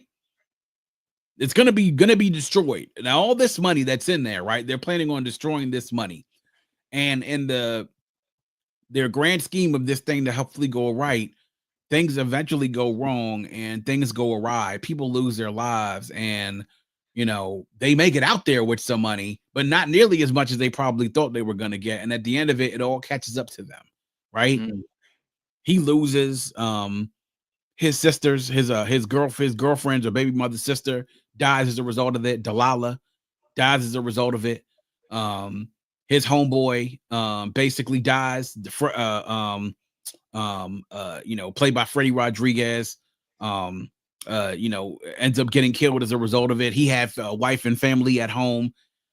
Anthony tries to escape with Kirby to get up out of there to go to do whatever. He ends up getting locked up, and then he gets locked up and has to do 15 to life as a result of this, man. But the backdrop of it tells so many different stories of a time and period. Like, what happens when you go to war for your country, you come back and there's not much left there for you, and you would feel like you're tempted that you need to go do something like they did in order to be able to do it. But it's like everything with the movie was iconic. The music of that time serving as a soundtrack during the movie, and you hearing these classic soul songs and like great black music, funk and soul music, and then the scenes of them actually doing the robbery, the black skull caps with the white paint with the black around the eyes, and that became an iconic look from black cinema, right? We always remember what that movie poster looks like, with that white face paint on their faces to help to disguise themselves for what was going on. And then the scene of Delilah jumping out of the the trash, the garbage. We let them off. Just let them off as she was coming out, man. Just really was just that scene was a gripping scene, man. But it really was a tragic movie, because then you think about, man, that just a lot of veterans had to deal with shit like this. Now, they didn't go out and do what some of them did, but some of them went to extremes. A lot of them, hell, came home, murdered, suicides, killed themselves, that did things, committed crimes, and because they felt like they had no other way, because they didn't have anything when they came back home after doing all that they did for this country. They didn't have anything. So it did tell a story, man, about a sad time in America for a lot of people. And the black side of it was no much prettier, man. And it ends with the main character basically on his way to prison after everything that he did, because he felt like he had no other way. So yeah, it was a tragedy, man, but definitely a movie that helped to retell a different time, and a time in Black America when they had great music, but there was a lot of despair in the community during that time, man, especially for those who went to war and then came back home. So B.Cox, the couple things that when you look at it, you saw with this movie you saw the beauty of Lorenz, Kate, Chris character, Skip, Freddie Rodriguez playing Jose. You saw that the innocence of them as young high school kids at first, and immediately you saw the things that travail, the Black and brown community immediately. It like overnight it hit a switch. And so when you see these characters go off to war, Cleon, Bokeem Woodbine going off to war with them, absolutely phenomenal actor within his own right. Yeah. And to your point, you're seeing, the PTSD from, going to that war, going to, and how these vets came home. And then when they fought for this country, but this country didn't have anything for them when they returned. Yeah. And the devastation of that, there was no way to transition back into society for them. Yeah. And each of these guys was trying to figure it out. I mean, Skip, Chris Tucker's character, trying to do a little pimping, whatever he could do here and there. Again, I don't, just trying to figure it out. Yeah. But ultimately, the environment, the scenario was too draconian for all of them. And they end up succumbing. At this time, you had the Black Panthers rising and all of these things. And so it was so much going on, because to your point, it was a tinderbox of a lot of different things. Yeah. And so, man, when you're desperate, and somebody's telling you they're fucking about to burn some cash, that's gonna, as B.Cox said, the only truth is this, that's in your mind. And that truth became that money should be mine. Yeah, man. Exactly. Right. Yeah. Like Kirby was saying, they were like, man, they were going to burn all this money. He was like Uncle Sam, like Kirby said, I got money to burn. Got money to burn. Yeah. Yeah, man. Wow. Anything B.Cox on the soundtrack you want to note? You want to highlight? Yeah, man. Well, the soundtrack was unique because it came in 2 different volumes. The first one was the soundtrack that included the music of the time which the movie was set, which was brilliant, man. And it's all classic music. I mean, If You Want Me to Stay by Sly and the Family Stone. By the way, rest in peace to Sly, man. Sly Stone just passed away recently, man. Walk On By Isaac Hayes, Payback by James Brown, I'll Be Around by the Spinners. I Miss You by Harold Melvin and the Blue Notes, Get Up and Get Down by the Dramatics, Don't Worry If There's a Hell Below, We're All Gonna Go by Curtis Mayfield. I mean, Tired of Being Alone by Al Green, Love Train by the OJs, The Look of Love with Isaac Hayes. I mean, all that was all classic funk and soul music, man. Perfect soundtrack for that time period and where that's the movie and where it was set. Those are all just like things that help to encapsulate the times. And then they had a second version which also had more classic songs. I Got the Feeling with James Brown, When Something Is Wrong with My Baby Sam and Dave, Jerry Butler's Never Give You Up. I mean, I Was Made to Love Her by Stevie Wonder, Right On for the Darkness by Curtis Mayfield, Just My Imagination with the Temptations. I mean, these are all things that are classics, man. These are all 70s era classics, brother. And so that's what I loved about this soundtrack. They didn't need any new music to help make this movie soundtrack popped. They had all the music already because the music of the era was enough. It was all enough. Yeah. Talk about your grandmother and grandfather's or your parents' record collection, man. Going through that, Yeah. It was emblematic at the time. Well said, B.Cox. Yeah. All right, B.Cox. We're gonna stay in the setting, man. We're gonna really switch it up, and we're gonna go back to another famous rom-com. Okay. And that is powered by arguably the GOAT in far as comedy, man. You cannot, I don't care what nobody say, a true rock star. But supporting actor is another phenomenal comedian. Both this movie cast 2 of my top favorite comedians, man. And you got the lovely, at that time, one of the most prettiest women to ever walk the planet at that time, Halle Berry. You got Robin Givens. You got, I know Chris Rock. You got Marcus with Eartha Kitt. God rest his dick. You got David Allen Greer. You got Leela Rochon. Google it. Y'all better Google that, boy. Go back, Google Leela Rochon in 1992. Boy. Thank us later. Yeah. Let's talk about Eddie Murphy and his phenomenal job playing Marcus in Boomerang. Yeah, man. Boomerang was one of those ones in that new age black cinema, man. It's a phenomenal movie. A story, obviously, we talk about these, made powerful black men. And the story, obviously, as well, man, is that you think things are going well. You think things are where that they want to be, and you think that you're getting what it is that you want, and you find out eventually that's not really what it is that you want, right? It's all about the games that Marcus played throughout the movie are exactly what the title of the movie is. Came back to him on a boomerang, right? It really did. And I talked about Boomerang in the soundtrack with Charlie D, man. She had a podcast back in the day. She's not doing much of that, but shout out to Charlie D because we had a great conversation about this on the vault, man. If I want to go check it out. But we had did a conversation about the movie Boomerang. And the thing that was great about Boomerang is that Boomerang, the whole cast of characters that were there, everybody who was in there, save for maybe Boney T, who was in the movie, right?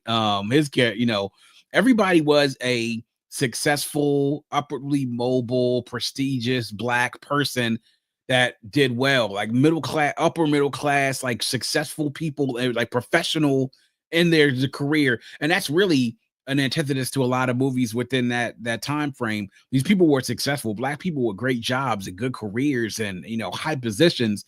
And you're dealing with the different type of drama and also reality here with those type of characters. But man, you had great characters there, man. Like you mentioned, the David Allen Greers and Martin Lawrence, who was also in Boomerang, Chris Rock, the late great John Witherspoon, man, was also in that. So But a lot of great lines in there as well. Eartha Kitt, Grace Jones also as well. Grace Jones was in there. Yeah. Yeah, and so it really was. And your man Reddy keeps coming through in the clutch, man. Black sophistication in his prime. That's right, man. That's really is what it was. And you had a trio of three of the baddest women during that time, and you could say even still now, and Halle Berry, Robin Givens, and Layla Rashawn. I mean, it was just you don't get much better than that during that time period. You can't get better than that, B.Cox. Stop it. You can't. You cannot, man. The story is, man, basically, just the you hear about it, man. It's a trope that we have in black media as well, and lots of media. The player plays the game and then understands that eventually the game plays him, and he wants figures out exactly what it is that he wants, and eventually he does get it. But it's that's what the game is. And the way that it was played, the people that were all there, all these folks were big stars. Some of them were emerging stars during this time, but we knew folks. I mean, we had known Eddie. Eddie was at this point, back when David Allen Greer had been known, because of In Living Color. We were starting to get to know Martin Lawrence.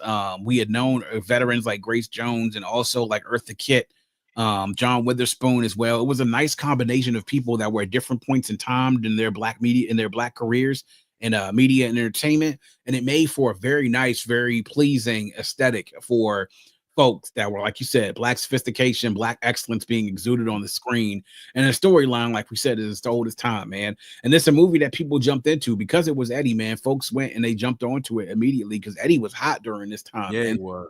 Everything that he was doing was hitting, and this was another one that hit.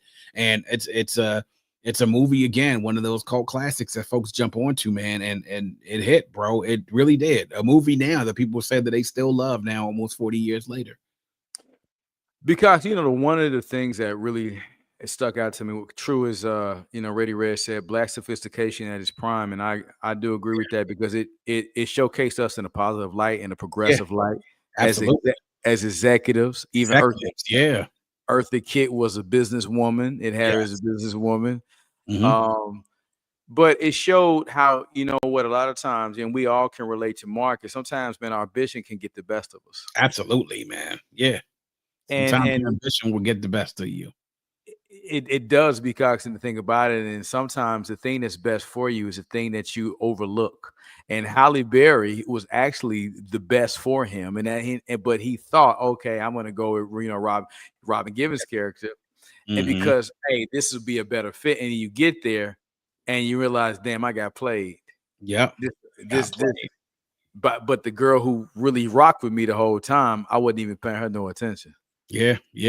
He wanted Jacqueline, and then eventually Jacqueline played the game against him, and that's really what it was. And the whole time, Angela was the best one for him, from Marcus all along, man.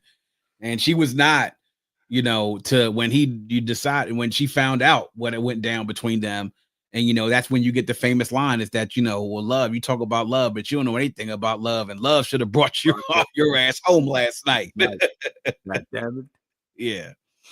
Yeah, man. It was a great movie. Great movie, man.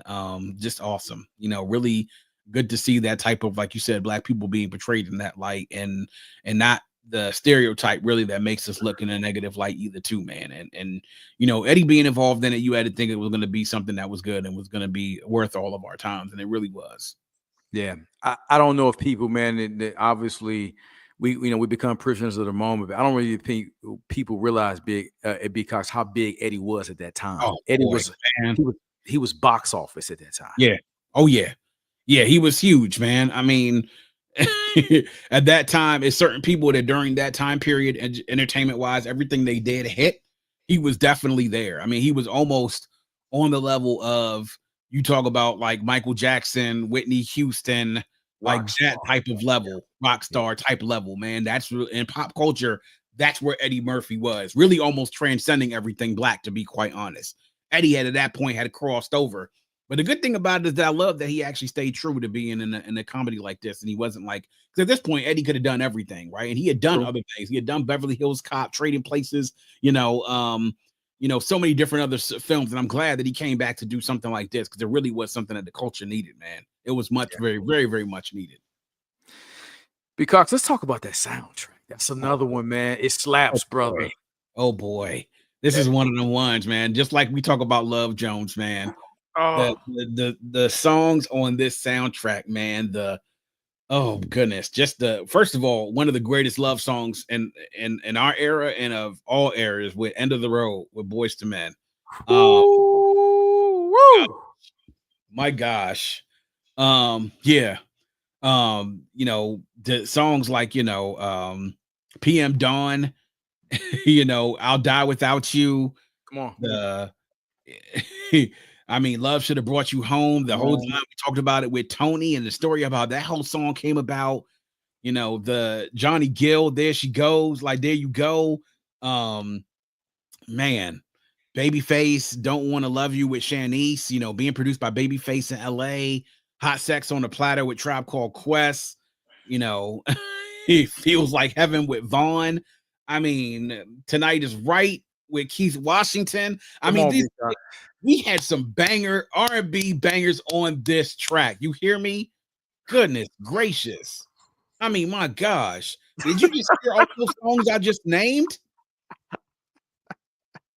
Mind you, a 12-track soundtrack, mind you. Come on, man. Bangers. Packed with bangers. Packed with bangers, man. Start to finish, let it play. Give You My Heart with Babyface and Tony Braxton, man. Come on, bro. Like, it's like, what are we talking about here? I mean, to me, there was only one song during the whole soundtrack that I didn't like, and that was the joint by Grace Jones, 7 Day Weekend. Other than that, everything else slapped on that joint. Classic love songs, like Reddy said, bruh. And Johnny Gill, There You Go. Like, that was one of those ones we talk about getting the draws. My goodness. Johnny during that time was in his bag too, man. Johnny was in his bag. Johnny was in his bag. Man, they did a job, man. Babyface in LA, man, did a job putting together this soundtrack, bro. During this time, they knew what worked with audiences, man, and they had a soundtrack that worked for this daggone movie. This was a co-star to the movie, the Boomerang soundtrack. Co-star. It goes back to that symbiotic partnership, because we talked about where if you seen the movie, you wanted to go hear the soundtrack. If you heard the soundtrack, you was gonna go watch that damn movie, brother. And vice versa. Back in the day when you used to hear songs or watch the videos for the songs on the soundtrack, and they would play the movie clips during the songs on the soundtrack. Man, what a time. What a time. But banger soundtrack. Definitely a 5-star, 5-bite movie soundtrack when it comes to black cinema, without a doubt. Well, there it is. B.Cox, I'll tell you what, let's stay in our rom-com bag. Well, this would be more rom drama. And I don't know if this movie gets the credit it deserves. But it's a southern setting. We're gonna take it down south to Texas. It's a southern setting. And you got some stars in his movie. You got one of my favorite all time, Forrest Whitaker's in this movie. You got Alan Payne. We talked about him. He was in New Jack City. You got Bokeem Woodbine again, and another phenomenal act. You got Tretch, who I did a phenomenal job in this movie. You got Lorenz Tate's brother, Lamar Tate's in this movie. You got one of my favorite comedians, Eddie Griffin's in this movie. And you got Jada Pinkett Smith is in this movie. And this is back when Jada, man, was Jada was top 5 back then. Yeah, she was top 5 back then, boy. She was top 5 back then, y'all. Yes, sir. Yeah. Let's talk about the reason I love this movie is because you got those two brothers again. We talked about the two brothers, B.Cox. Yeah, man. You got the one that's gone rogue. Yeah. It just seems like they can't get it right. And you got the other one that's the responsible one that mama can always count on. Yeah, trying to do right. Yeah. Trying to do right. But then, man, you know what? You got the father that came home from the war. Yep. And you know what, man? He's fighting his own demons with PTSD, and it's causing a rift in between the family. Yeah, exactly. So much that it's forever traumatizing the family. Yeah. Because let's talk about the great job that Alan Payne did and the support rest of the cast and Jason Leary. Man, oh yeah, definitely. Alan Payne is one of his standout movies to me. I mean, he didn't have a starring role in a lot of movies that he was in, but this is definitely one of them that he did. really all the things that he dealt with really is a central character to everything. The fact that he's there, dealing with all the things that Joshua, his brother, who's dealing with alcoholism, being irresponsible, been in prison, as always trying to do things, wants to, loves his family and everything, but just can't. He's just a problematic, like the one black sheep in the family, right? That's really what Joshua was in Bokeem Woodbine. You got this problem with, you have his mother at home, played by Suzanne Douglas, and so she obviously is the one trying to make sure she gets her boys together, wants to love both of their sons, and then she wants to give them the same type of love, but understands there's different circumstances with both of them, right? All this stuff is things that you have to deal with.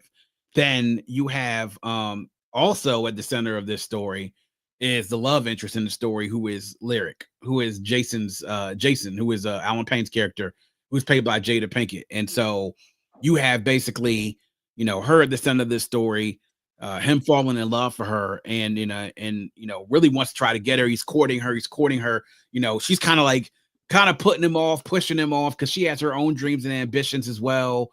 But he wants to pursue her, and she wants to get away out of her situation as well, because she has a situation with her brother, played by Tretch Alonzo, aka A1, who is a gang leader. And obviously Alonzo plays into this situation where him and Joshua are working together to pull off this bank robbery that happens during the movie. So all these things sort of come together, right? And you have really, I would say, Jason and then also Lyric at the center of this story of all these things happening around them, and they both kind of want better for each other, while wanting to also fall in love. And what it is that it reminds me of a story that sometimes how you can fall in love with the person and the situation may not necessarily be right.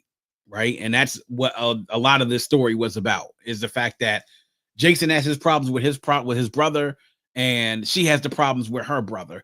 And those are two things that are obviously, with the drama that creates in their families, could drive them apart. But eventually, it gets them to a point where they're strong enough, man. But great juxtaposition to this as well, man. The relationship, the dynamic of family, man, how important that was. We talked about with Black fathers. The father in this movie was somebody obviously was abusive, and he's not around to see his boys see and live their last days. You see the dynamics between brothers, and how we talked about what happened with Ricky and with Doughboy. And now you see this with Joshua and with Jason, and the difficulty that they have around with each other and trying to navigate that relationship with each other, man. So it was a great story that was being told, and it wasn't just centered around the love part of it as well. So much of it was about so many of the different layers included in that story, the interpersonal relationships between each of the two lovers in this movie and their brothers, and then the fact that there's a mother involved in this as well, and wanting to escape and wanting to have better. So yeah, it was a love story that I think we don't talk about as much, only because to me the love is not necessarily the central theme of this movie. It's family.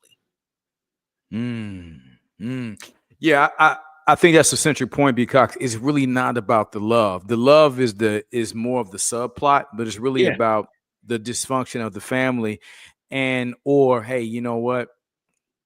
How long, at what length would I go? Would I allow my family to destroy me? And hey, well, at some point, will I extricate myself from my family and their demons? And when will I just go my path and stop trying to be held responsible, or feeling like I'm held responsible for my brother and his issues and his demons and things of that nature? So I thought, man, everyone did a phenomenal job, like you said, because it doesn't get the I think because it's more of the family dynamic aspect of it, the family thing, it gets lost in the romance aspect of it. But there were some very romantic scenes that that Alan Payne did do with Jada, man. Hey, man, hey, the scene, what scene we talking about?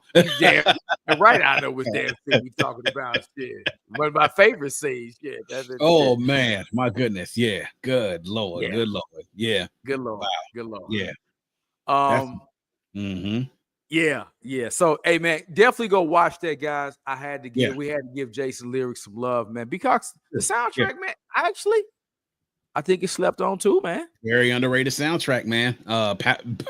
Bangers on this too, right? I mean, the topper as well is very powerful. You will know, performed by Black Men United, which had so many different. Oh, you want to talk about the singers of the day during this on this track? The singers of the day on this track. I mean, my goodness, you talk about the Raphael Sadiqs, Tevin Campbell's, Christopher Williams. Albie Shores, all these Kelly people was on there. Yeah, Kelly was on this as well. I mean, you had a who's who of who you wanted to be on. You will know, man. It was awesome. I mean, Dirty Route and Scoundrels, Boys to Men, Brian McKnight, D'Angelo, who wrote the song, right? Intro, Joe, Keith Sweat, Lenny Kravitz, Silk, Stokely from Mint Condition.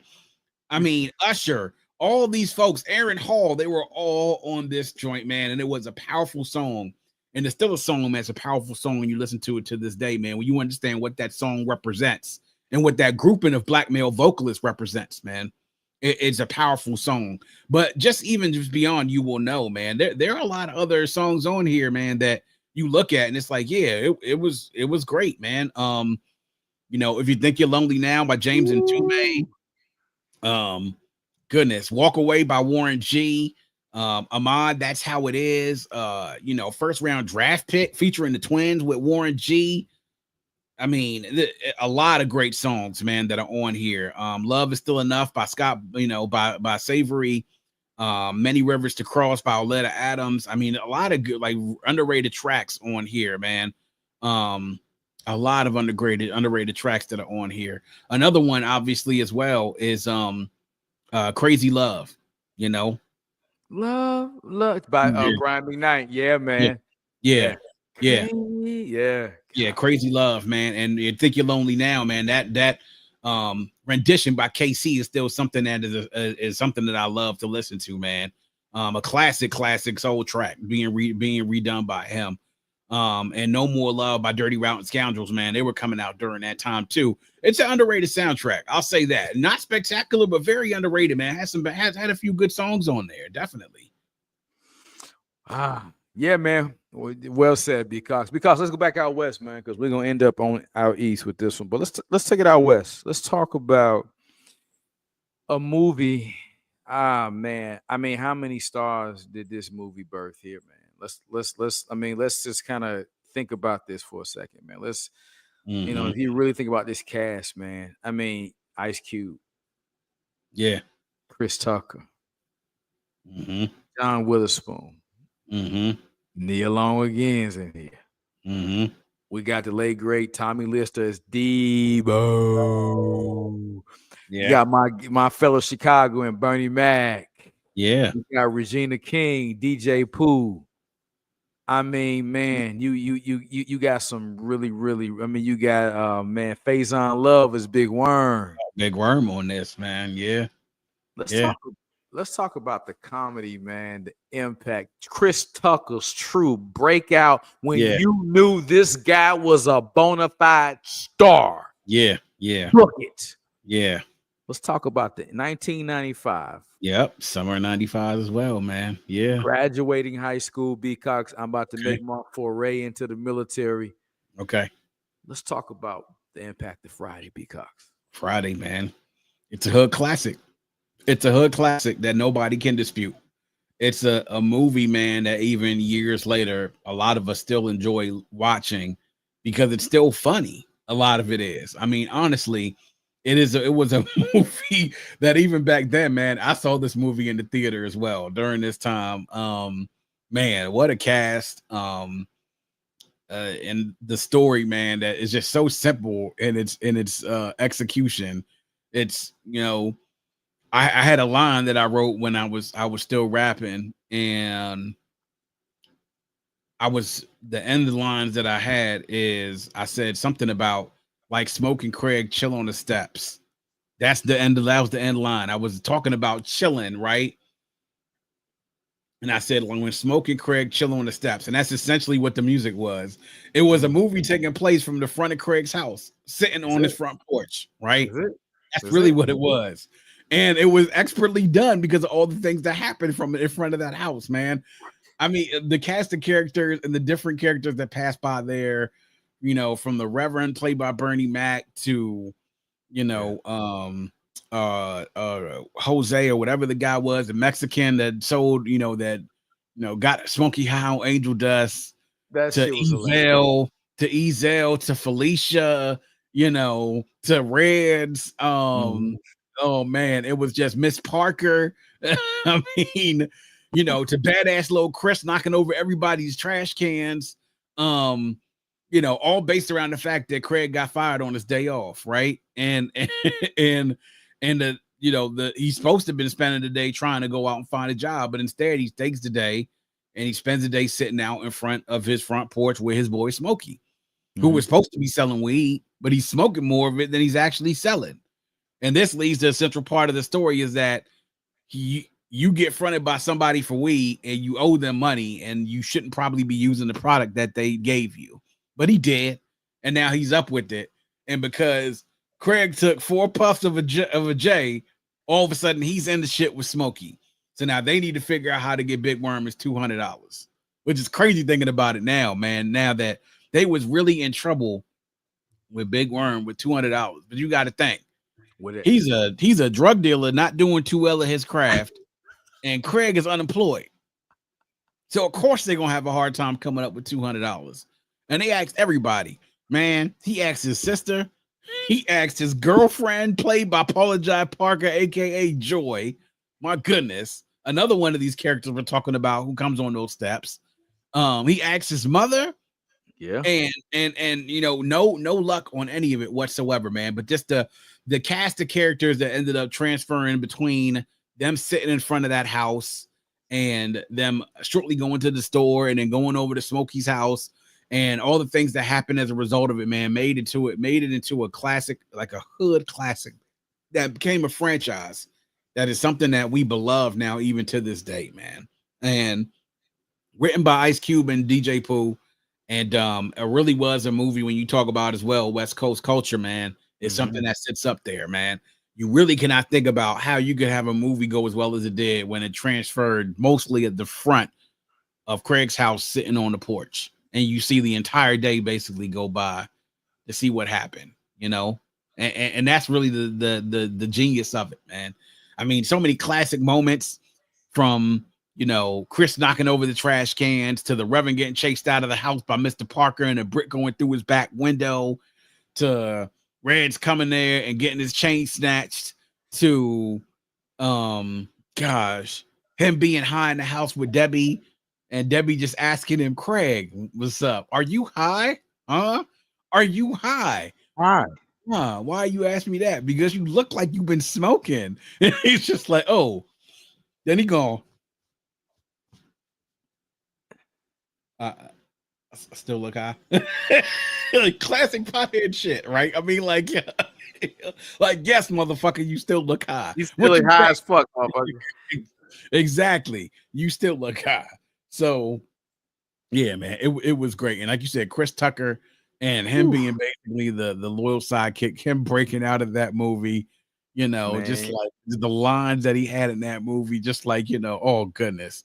It was just great, man. And it was something that you talk about, you can quote lines from that movie now to this day, and people still gonna laugh their ass off, bro.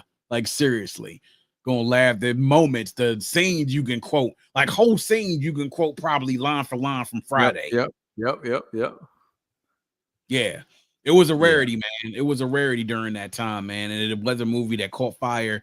And eventually, man, as the time grew, we started to revere that movie more and more and more. And then we had the sequels come out and everything, and the characters changed slightly, you know, but it was nothing ever like the original, though, man. No. Nothing ever like the original. You know, because to your point, the genius of it all took it all took center stage in front of his house on the porch. But the reason why it became a hood classic, because it made us take inventory of how many characters we saw every day. How many you really see a lot of different characters in those environments. You got the shady pastor, you got the hey man, you got the fast, and you got the old sexy cool guy out there still trying to flirt. teasing all the young boys, and you got the neighborhood bully. You had so many just taking bikes and chains and all these different things, and you know, man, you had, you know, hey man, hook me up with your girl, Chris Tucker trying to get put on, and she get out and she talk about, and she said she like he said you like more like Freddie Jackson.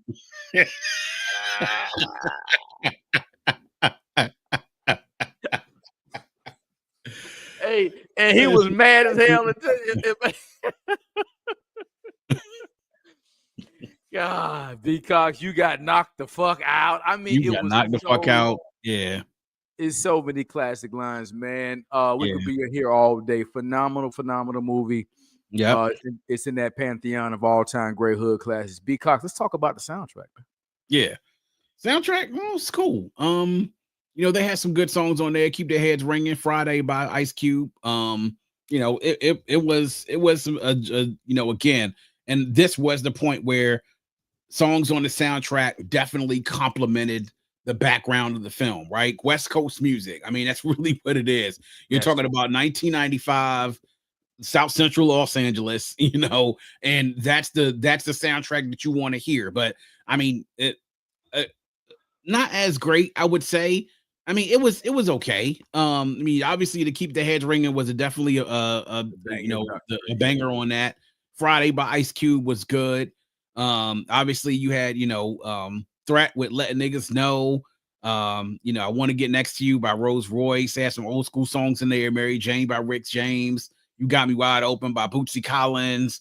You know, I mean, you know, Matt Tan, Take a Hit, you know, Trying to See Another Day by the Isley Brothers. There were some old school songs mixed in there as well, but you had some songs in there, Coast to Coast by the Alcoholics, you know, so there was a good things, man. EA Ski, Blast If I Have To. There were things in there that fit the aesthetic of the film, man. So the soundtrack wasn't great. It was another one of those supporting characters we talk about, but it was a good soundtrack for the you know, for the time period, man. You know, definitely with two great bangers on there, without a doubt. Couldn't agree more, B.Cox. Like I said before, I really Keep Your Head Ringing was a banger. That's like to me, that's one of the notable songs that stick out. But you did have, of course, the Rick James and Mary Jane. You know, you had those old school nostalgic songs in there as well. Wasn't a phenomenal soundtrack. The movie carried it more than anything. Absolutely, yeah. But you know, hey, can't always get a perfect 5 and 5 combo. No, definitely not. But some notable songs on there though. Definitely notable. Yeah. All right, B.Cox, we're gonna stay west because after we leave here, we're going back to the East Coast for good, man. Let's talk about one of my all-time favorite movies, man. I mean, it's some quotable lines in this damn movie too. Oh yeah. And I feel sorry for your mother, man. Yeah. But let's talk about the West Coast movie. It talked about, again, man, hey, you know, it highlighted the gang culture. It highlighted, man, you know what, how quick things in the hood can turn left. How, again, man, you know what, the things when you do wrong, and when you're trying to do right, the past catches up. Absolutely. Yeah. It has a very good storyline of, man, being careful how you treat people, because you never know, man, who you mistreating. Exactly. Yeah. You know, Tyron Turner he don't have a lot of great, you know, standout roles, but he did a hell of a job playing Kane. Yeah. Of course, the great Lorenz Tate is Old Dog. We're going back with Jada Pinkett as Ronnie, Samuel Jackson, Kane. Man, I mean, you got MC8 played 8 Wax. You got like Clifton Powell. Yeah, playing Chauncey. You got Charles Dutton playing Mr. Butler with the wise father figure. Yep. B.Cox, let's talk about the cultural impact of Menace to Society by the Hughes brothers, man. Yeah, man. Menace to Society. Wow. Another one of those movies. We talk about how Boyz in the Hood was like the one that kind of set it off for that new age black cinema on the West Coast. Menace to Society is kind of the sequel to that, really. You have this movie and this tale, obviously. We talk about, you know, obviously black men trying to make a way for themselves in Menace to Society. You see the same way pretty much here. And you see it at different areas as far as like the group of friends. You have Kane, who is here, parents is gone. And Kane had it bad from the beginning. The very opening of the movie, his father gets killed, right? Mother ends up not being around, mother gone, right? He's being raised by his grandparents who are very religious and are tired of him being the way that he is because he can't seem to get right. Kane is obviously trying to make a way. He's doing the things that only thing that he knows how to do, right? He said, the first thing his father did was taught him was how to make drugs, right? That's the one thing his father taught him how to do. He was in the streets and wanted to hustle.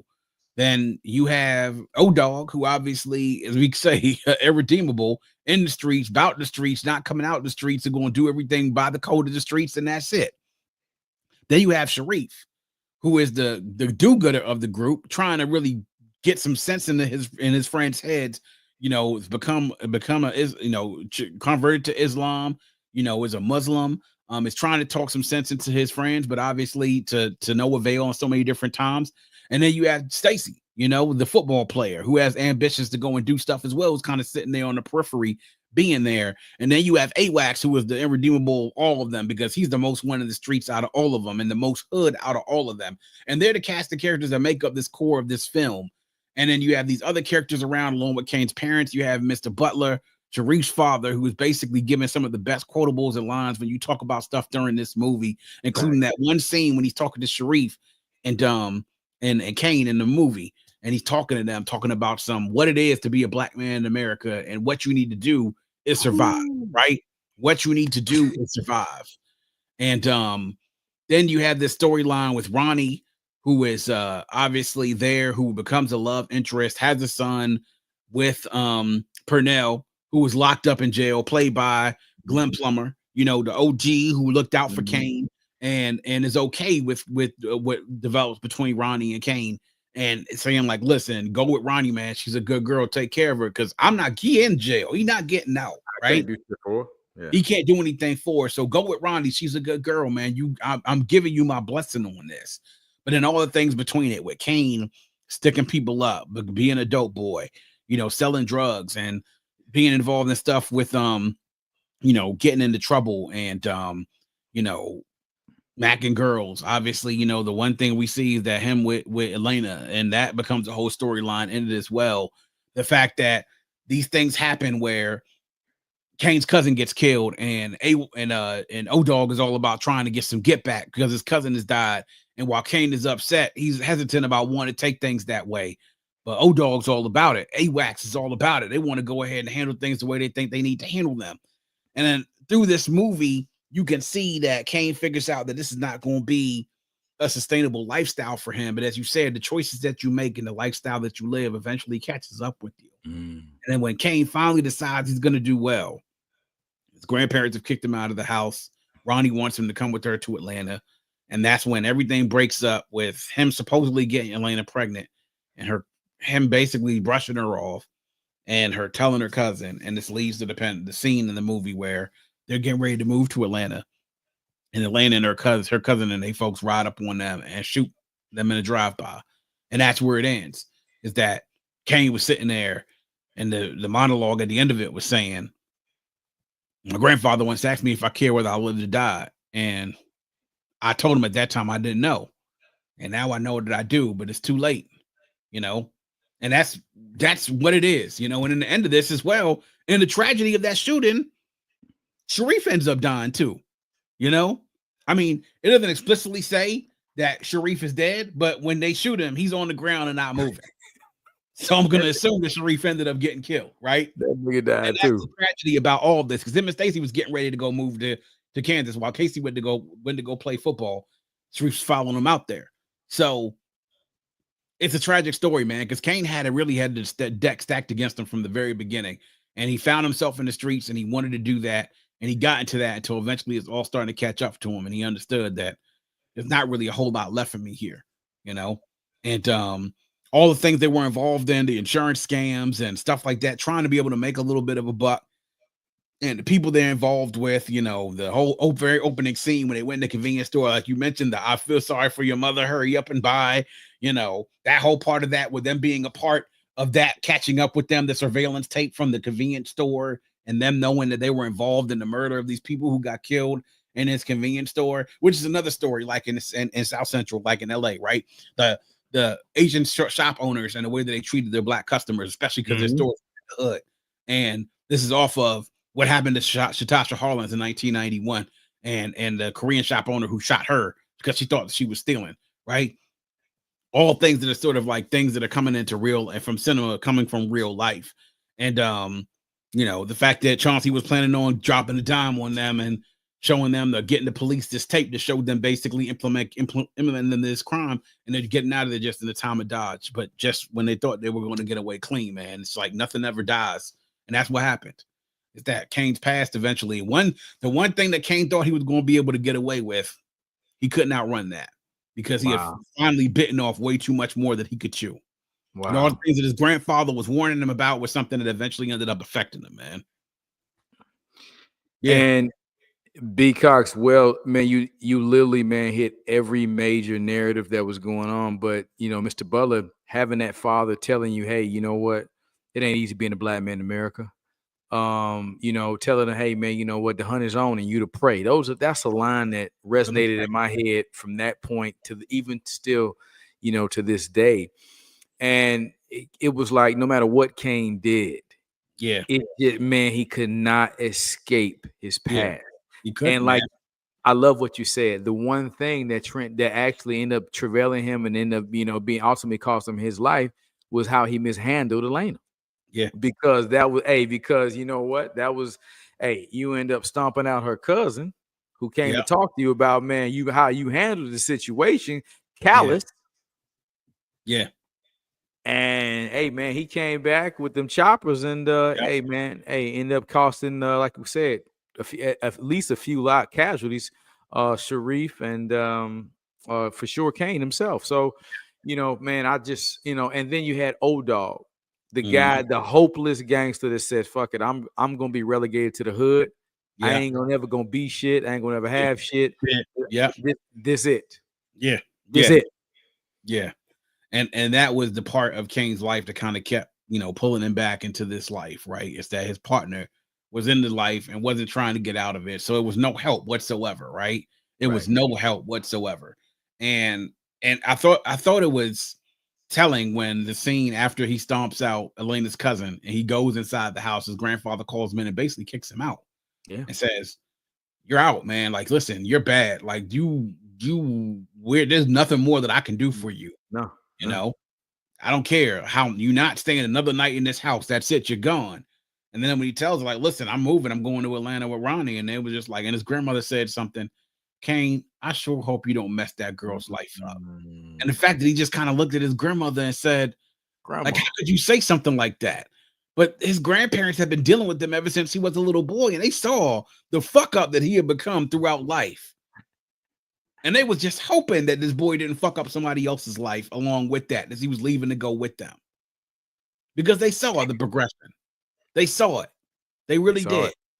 So much so that the only people really that loved Kane other than Ronnie and had his best interest at heart ended up basically telling him, you got to get the fuck. That's it. That's it. I think that was it, because that was the dagger, because that was his only support system. And by that point, man, they had just, given up, man. That relationship had eroded and they just got washed their hands with him. So phenomenal breakdown, man, because I wasn't really a fan of the soundtrack, man. It wasn't too many songs that really grabbed me, man. Nah, it wasn't a whole lot. I mean, again, just straight up Menace, obviously by MC8, who was right there in his We Come Strapped era, you know what I'm saying, for that movie. I mean, there was a lot of things on there, classic songs, Computer Love by Roger and Zapp. That was a classic song. But not really a whole lot of stuff there, man. There was Unconditional Love by High Five. Okay, it gets a little bit of something. P Is Still Free by Boogie Down Productions with KRS-One. Can't Fuck With a Nigga with DJ Quick, KK, JFN. I mean, not really a whole lot, man. Trigger Got No Heart, though, with the bonus track with Spice One. I mean, some things on there, man. But for the most part, not really a whole lot, man. Just straight up Menace. And other than that, not really a whole lot other than that. Nigga Got No Heart by Spice One as well. So, not really a whole lot on that soundtrack. It just really was the movie drove the narrative on this more than anything else. Well said. All right, B.Cox, we coming up, man. Our last two, man, movies, man. My brother, we're going to hit on the East Coast. Okay. Rising, man, rising, amen. Rising east and the west. Yeah. This movie, man, here spawned, you know, an acting career for a man that you knew after you saw this movie, he was a bona fide, he was gonna be a bona fide star. Matter of fact, somehow could have managed his inner demons. He could have been equally just as dynamic in both, in both arts. He grabbed you from day one. Now, the movie also stars, man, me and B.Cox's favorite rapper of all time, and one of our most treasured series is B.Cox, delineating Nas and why Nas is phenomenal. But Nas has never proclaimed to be a phenomenal actor, but he played this role sincere, apropos. You had Tyron Turner also was in this movie. You had you had Method Man, who's come a long way and is a formidable actor in the Power universe, man. You had Tion Watkins, TLC, from the T and TLC, man. You had Hassan is Mark. You had various people in this movie, man. Terrell Hicks. Oh God. Hey, you talk about another bad chick that the hood loved, Terrell Hicks. Ooh, boy, Terrell Hicks, my gosh. Ooh, Lord. Y'all hear with B.Cox, y'all hear the enthusiasm in B.Cox. Go Google Terrell Hicks, man. Terrell Hicks in Belly. Just look up those images. Oh boy, my gosh. Yeah. B.Cox, let's talk about the impact of just Belly, but what did it do for X's career, and how did we view X moving forward? Because the biggest winner from all of that, for me, from an acting standpoint, was him, and it also helped catapult his music career as well. Let's go ahead, B.Cox. Let me open up the floor for you. Well, Belly's dropping in 1998. This is right when DMX is having the best year that any rapper could possibly have, right? 2 #1 albums in that year. A #1 smash was dropped in May with This Dark and Hell Is Hot, and then a #1 album right before the year ends with Flesh of My Flesh and Blood of My Blood. He's hot as fish grease during this time when this movie gets ready to drop, right? It did a lot, man, for him. People always talk about the script in Belly and say that, the script was not the best.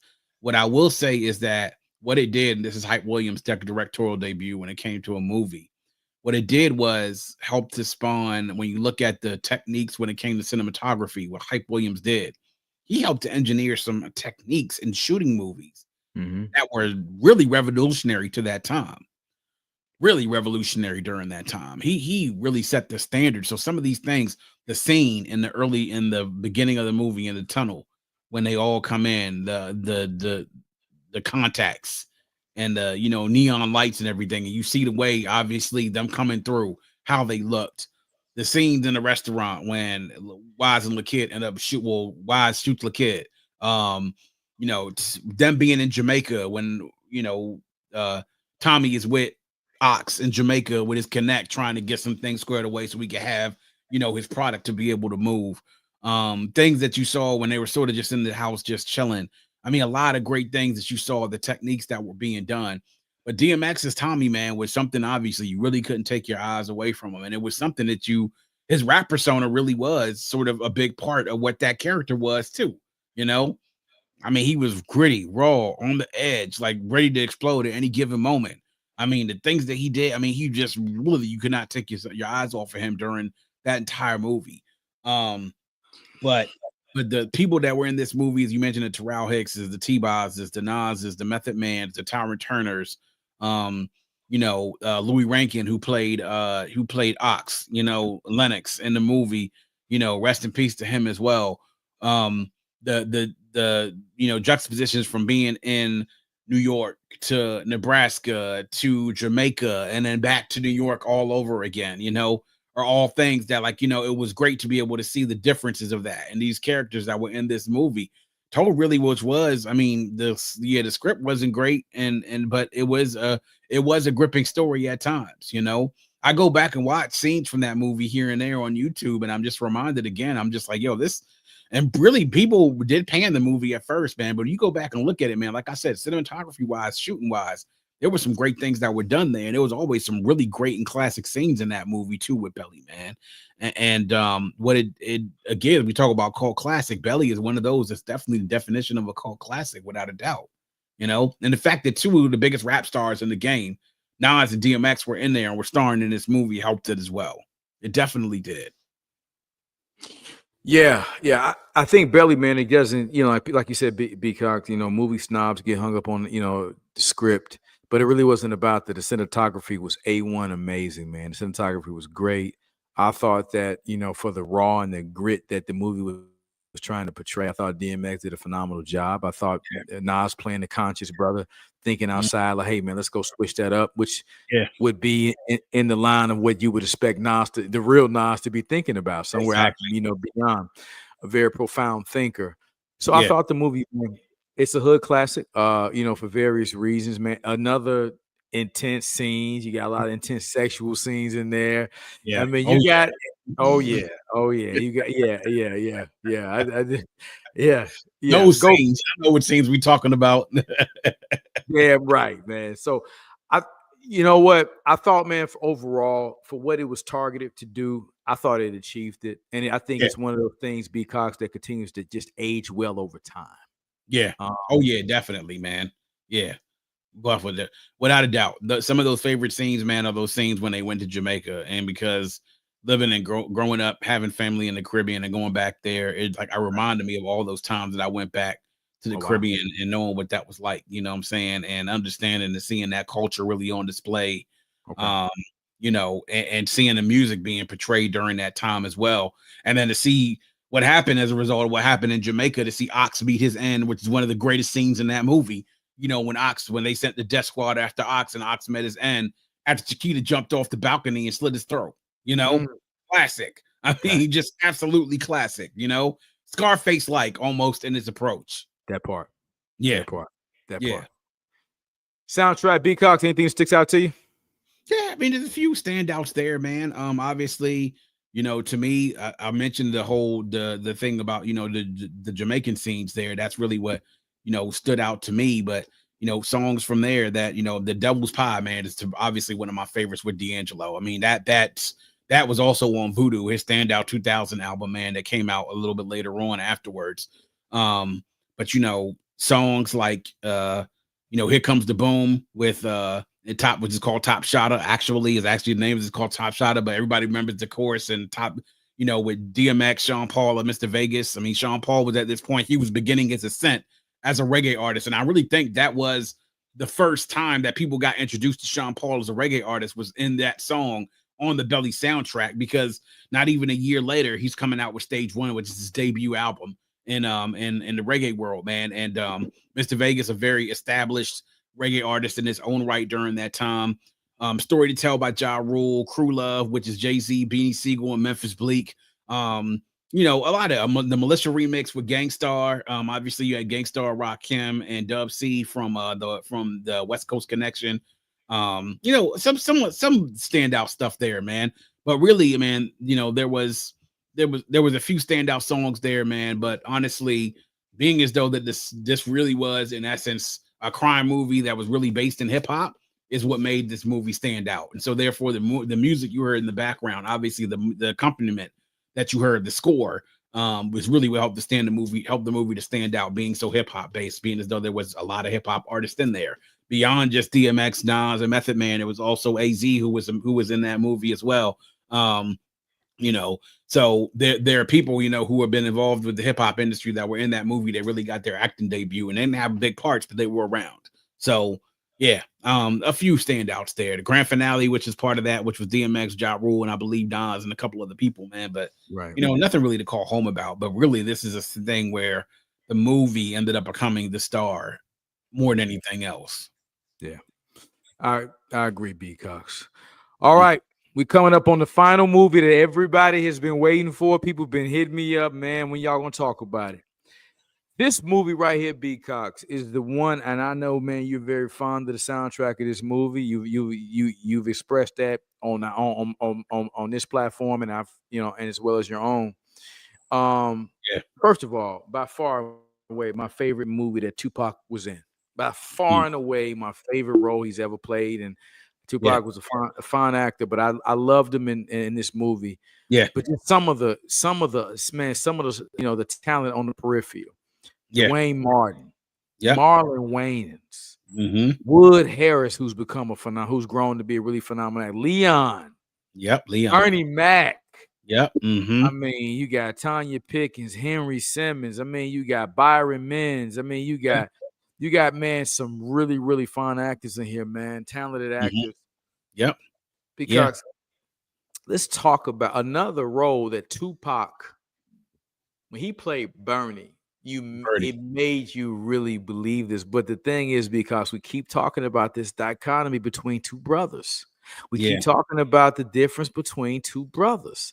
Yeah. And one brother feels incumbent upon himself to step up and say and take care of mama and do right by mama, while the other brother is dealing with whatever his demons is. Demons are. Yep. Yeah. That story of Shep and Birdie is one that I think kind of gets left out because that was central to the movie. Yeah. You know, Birdie and Shep having come back home from prison, trying to make a way of life, dealing with demons, as you mentioned before, and really trying to make a way. And you have this other brother who's industrious, ambitious, trying to basically make a business, do things, and and is among the movers and shakers and trying to make things happen. And that relationship is what carries a big part of this whole story. And a part of it as well, you had Dwayne Martin, who was Kyle, who was basically the main character of this movie. And it's a great tale that talks about obviously trying to make a way, obviously to better oneself, but then also the allure of it, of what comes with stardom and with fame and what more of it can bring. And that's where this relationship between Kyle and Birdie sort of works out, because he wants him to come play for his team. And as a result of that, he sees, yes, there are good things about it as well. In the beginning, when he goes to a party, he sees a shorty, and he was like, yo, man, shorty you just talked to, man, go ask her for a dance. Shit, ask her for more. But that's the type of thing you get, come fuck with me, right? But then he starts to see certain things about Birdie and his operation that he don't like. And it's like, do I really want to sacrifice my potential future and everything that it's going to be based off of dealing with this dude who showed me everything nice when I first came in, but now I'm seeing, oh nah, this shit ain't kosher, You got the other supporting characters around them. Shep, who obviously is the guy who comes in, is a character that takes a liking to Kyle's mother, but then also has this thing with Birdie and him and them going around. But then you finding out that this guy's a former hooper and he was pretty good in his day. He was pretty damn good in his day. Damn right. Then you had Marlon Wayans, his character and what that ended up being about, because he's there sort of like Steel and Juice. He's there for sort of like for comic relief, Bugaloo. And he's sort of being in there, and he's sort of getting birdied and put down by Birdie, bullied, and him and his boys and his gang, and he can't really necessarily, and that's really what I think what Kyle sort of looks at, is the way that they treat him, that sort of gets him to pause a little bit as far as how things are going, man. But this spurs around basketball, spurs around life, things that are happening. Birdie is involved in a lot of nefarious activities. Shep is out here really trying to to do right, and sees potential in Kyle and wants to see him become better, and shows him like, you don't know everything and you're not the best, Right. So you have to listen. You still got a whole lot to learn. You have a lot to learn. And then the basketball action, obviously playing into this from what you saw earlier in the film, and then later on in the film with the tournament, some gaffes there. I still laugh about the one where 51 throws an outlet to 51. He throws the ball down the court and he catches the ball and then makes the dunk. It's one of the most famous goofs in that movie. But the basketball scenes are compelling, man. And you see the battle between Kyle and his team, and Shep comes in off the bench miraculously, and they said his brother was one of the came in off of corduroys and a and cooked Bama. You know what I'm saying? And the thermal shirt, and cooked Bamas, and scored like 20 something points and like 6 of games. And you get to that end of the movie where it's one of those things like you see at the end of New Jack City. The guys riding high at the end of everything, and what ends up taking him out is something that you least expect. And Bugaloo ends up shooting him, man. Somebody gets to the end of their rope and they think that there's no other choice but to go take this dude out. And that's exactly what happened in this movie as well. So really a great movie. Another great hood classic, man. We'll talk about the soundtrack, man, but it's but another great acting role by Tupac. And again, playing a character, obviously, that has his ambitions and gets too big for his britches, to be quite honest, right? Very dismissive of people he probably shouldn't be dismissive. He's dismissive of Flip. He's dismissive of Kyle, really, to a certain extent. He's definitely dismissive of Bugaloo and also his own brother, Shep. He didn't see his brother as a threat whatsoever. He thought his brother was done. He was washed up. He's halfway crazy. But it ended up being the fact that it was his own undoing, and the fact that his brother came back to bite him. B.Cox, all those various narratives, man, that's going on. Kyle's mom, single mom, working hard. He's frustrated because she's not making the games. Kyle's mom's trying to, she's taking a love, having a love now, kind of got a percolating love interest, with Shep, and Kyle starting to feel some type of way. That's making tension with Shep. You got Marlon Wayne's character in the background, being his hype man and trying to get in, ride his coattail. Ride his coattails. Yeah. But gas him up and ride his coattail.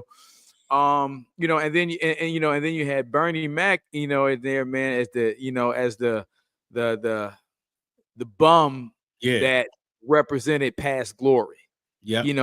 He wasn't always a bum. He used to be somebody at one time, and Shep saying, "Hey, respect this guy. He demands respect." And then you ultimately see, like you said, B.Cox, Birdie, Tupac's character, got so full of power, and the people that you mistreat, it's always somebody in there, man. That always, just like we talked about with Menace society, it's that one person that you overlook, you mistreat. Yep. You know what? And it actually comes back, man. And it could be a demise, man. So yeah, well, man. It's just but great story, man. This really was a movie that helped to further cement Tupac and his acting chops. Really did. I mean, Tupac was always great when he played the villain. And this Birdie was a very unique character, very different from what he played in Bishop and Juice, but still a villain nonetheless, though. So it showed the complexity of how we could play two characters who were villains that were very nuanced, but then also could then show the vulnerabilities of both of those folks in very subtle ways. Well said. Well, B.Cox, let's get to the most exciting part about it, and that's the soundtrack, man. Yeah. Above the Rim, a soundtrack which, ironically enough, is a soundtrack that, while it's a movie that's based in New York, is mostly made up of West Coast artists, and was a label put out by Death Row and Interscope, But you got some bangers on here, man. I mean, anything by SWV, The Regulate, obviously, by Nate Dogg and Warren G. We're talking about all-time songs right here. Gonna Give It to You with Jewel featuring Aaron Hall, Afro Puffs by Lady of Rage. I mean, goodness, like Dog Pound Gangsters, Big Pimpin', Part-Time Lover by H-Town. I mean, it was a lot of just bangers on here, bro. I'm Still in Love with You by I'll Be Sure. I mean, Dog Pound for Life with DPG again, Dog Pound Gangsters again. I mean, there were a lot just of bangers on this soundtrack, man. There's a reason, obviously, why this soundtrack is so revered in the culture. We talk about there are movies and soundtracks and their co-stars. Almost, I want to say that the movie sort of takes almost a back seat. I agree. To this Above the Rim soundtrack, man. It really does, And while some people will say that it's almost even makes you forget that it's a movie based in New York, but it's so heavily laced in West Coast culture and music, But a banging soundtrack. We talk about the best soundtracks. Ready? If you're there, yes, obviously. When you talk about movie soundtracks and during that time, it's on a short list and probably within your top two, and it may not be number two of the soundtracks we talk about, man. When it comes to this new age black cinema, man, it was in a class of its own, without a shadow of a doubt, man. And it's a soundtrack that We can come back now, and 30 years plus afterwards. Now we've been here, man. Soundtrack is still very widely revered amongst a lot of hip hop fans and music fans in general. B.Cox, it features one of my favorite Tupac songs of all time, and sometimes, I can't help but feel your pain. My pain, share it with me. Share it with me. Will never take me alive. I'm feeling high with my. Oh my God, Tony suckers trying to die. Yes, sir. Because I wore that damn song to this day, man. Tupac's voice, the inflections of his song, and that song, man, you felt every word. Yeah. And they opened this movie with that song too, man. That was a powerful choice to open the movie with that song, to open Above the Rim with that song. That song, man. That was an indelible opening. You think about that, and that song dropping and being able to, being played during that opening, man. Oof. Yeah. One of the best opening songs that you can open a movie of that caliber with is with Tupac's Pain. Yeah. You hit the nail right on the head right there, Mac. One of my favorite Tupac songs, man. Absolutely. Yeah. It is top 2 or 3 for me, man. Pain is so forgot about, but it's one of my favorite songs he ever did, because everything, if you said, Mac, pick one song that showed Tupac's brilliance as a writer, as a rapper, that Pain had everything. Yeah. It told the story when he said, I ain't going back to court, so fuck what you thought. I mean, you felt that. Yeah. I mean, I was on the back of the bus acting a fool. I mean, just so many things. Yeah. Man, the way he conveyed the story. And then how he brought it on home. All-time great song, man. All-time great song. But what could I do? I'm trying to feed my fucking family. What could I do but be a thug? Man. Man. Fuck them phonies. Yeah. I'm in the club hanging with the home. Man, I mean, just Mm-hmm. Yes, sir. Well, y'all, we've wrapped up our movie. B.Cox, anything else to add about the movie sections, man, before we move on to our final portion, man? We almost wrapped up. That's it, man. That's pretty much it. We've covered it all. We've covered the gamut of it, for real, to be honest. We've covered the gamut of it. Man, we can't let B.Cox get out of here without touching on our final. We got to do a little music, man, and we wrapping this thing up, man. Mm-hmm. B.Cox, let's talk about. And you don't have to, because your brain is so vast, you can go down take us down, but just the overall evolution of this iteration of MC that I think we've never, you and me, given it is just due, not because we didn't want to, because it just didn't. We mentioned them, we alluded to a lot of them in our conversation, but because let's talk about the evolution of the female rapper and her impact from MC Roxanne to Light, to Latifah, and let's bring it up from to Lil Kim, Foxy, now to Meg, Cardi, and Glow. Let's just surmise and let's do a synopsis of the impact of those ladies and their contributions and how it's involved the female rapper, how she was perceived, and then versus now. So it's yours, sir. And I mean, when you think about it, like at the very beginning, you talk about like MCs like MC Nikki D and Shot Light and a couple other people, man, that were there in the very, very beginning. In the mid 80s is when the female rapper really starts to arrive with Roxanne Shante and others during that time period. During that period in the mid to late 80s is when you got the female rappers were actually being taken seriously and actually also thought of to be not quite as equal as their peers, but being thought as being in the consideration in the conversation to do so. Okay. So in the late 80s, you have the emergence of MC Light and of Queen Latifah, who for me, my we talk about greatest female MCs of all time, they're right up there in the top, right? As far as who is going to be there. MC Light in her own right, I mean, was so prolific in her pen that it was men that were scared to rap against her or next to her or after her. Queen Latifah, who jumped onto the scene, obviously with her persona and everything, the head wraps, the gear, the sunglasses, very confident in her approach as well. Moni Love, who's a part of that Native Tongues movement as well. The Ladies First were her and Latifah, and featured in the songs that shook up America, right? And how impactful that was to women in music and also in hip hop, definitely. And then as the 90s go along, you start to see, you know, emergences of the yo-yos coming out from the West Coast, you know, the bosses. You see Lady of Rage coming also out of the West Coast. The Sugar Freeze, you know, seeing them Smooth coming out from the West Coast, seeing them evolve. Then you get to the mid 90s and you see like things as the 90s come along, the MCs look a little bit different. Their content, female MCs content's a little bit different. It's a little bit more raunchy, a little bit more gangster. Then when you get inside of the wheelhouse of the 90s is when you see Kim and Foxy emerge out of that. And then also out of this same wheelhouse, you see Missy come out of this creatively bringing things to a whole nother level of what you did. But then also you have this other fringe group of, not even fringe group of rappers, but then you have, you know, Lauryn Hill, who becomes a big star during this time, dually singing and also emceeing as well, being very accomplished. Then you run into like, you know, the Jane Does and the Jean Greys of the late 90s, other female MCs, you know, who are lyrically depth, right? And just will knock people out.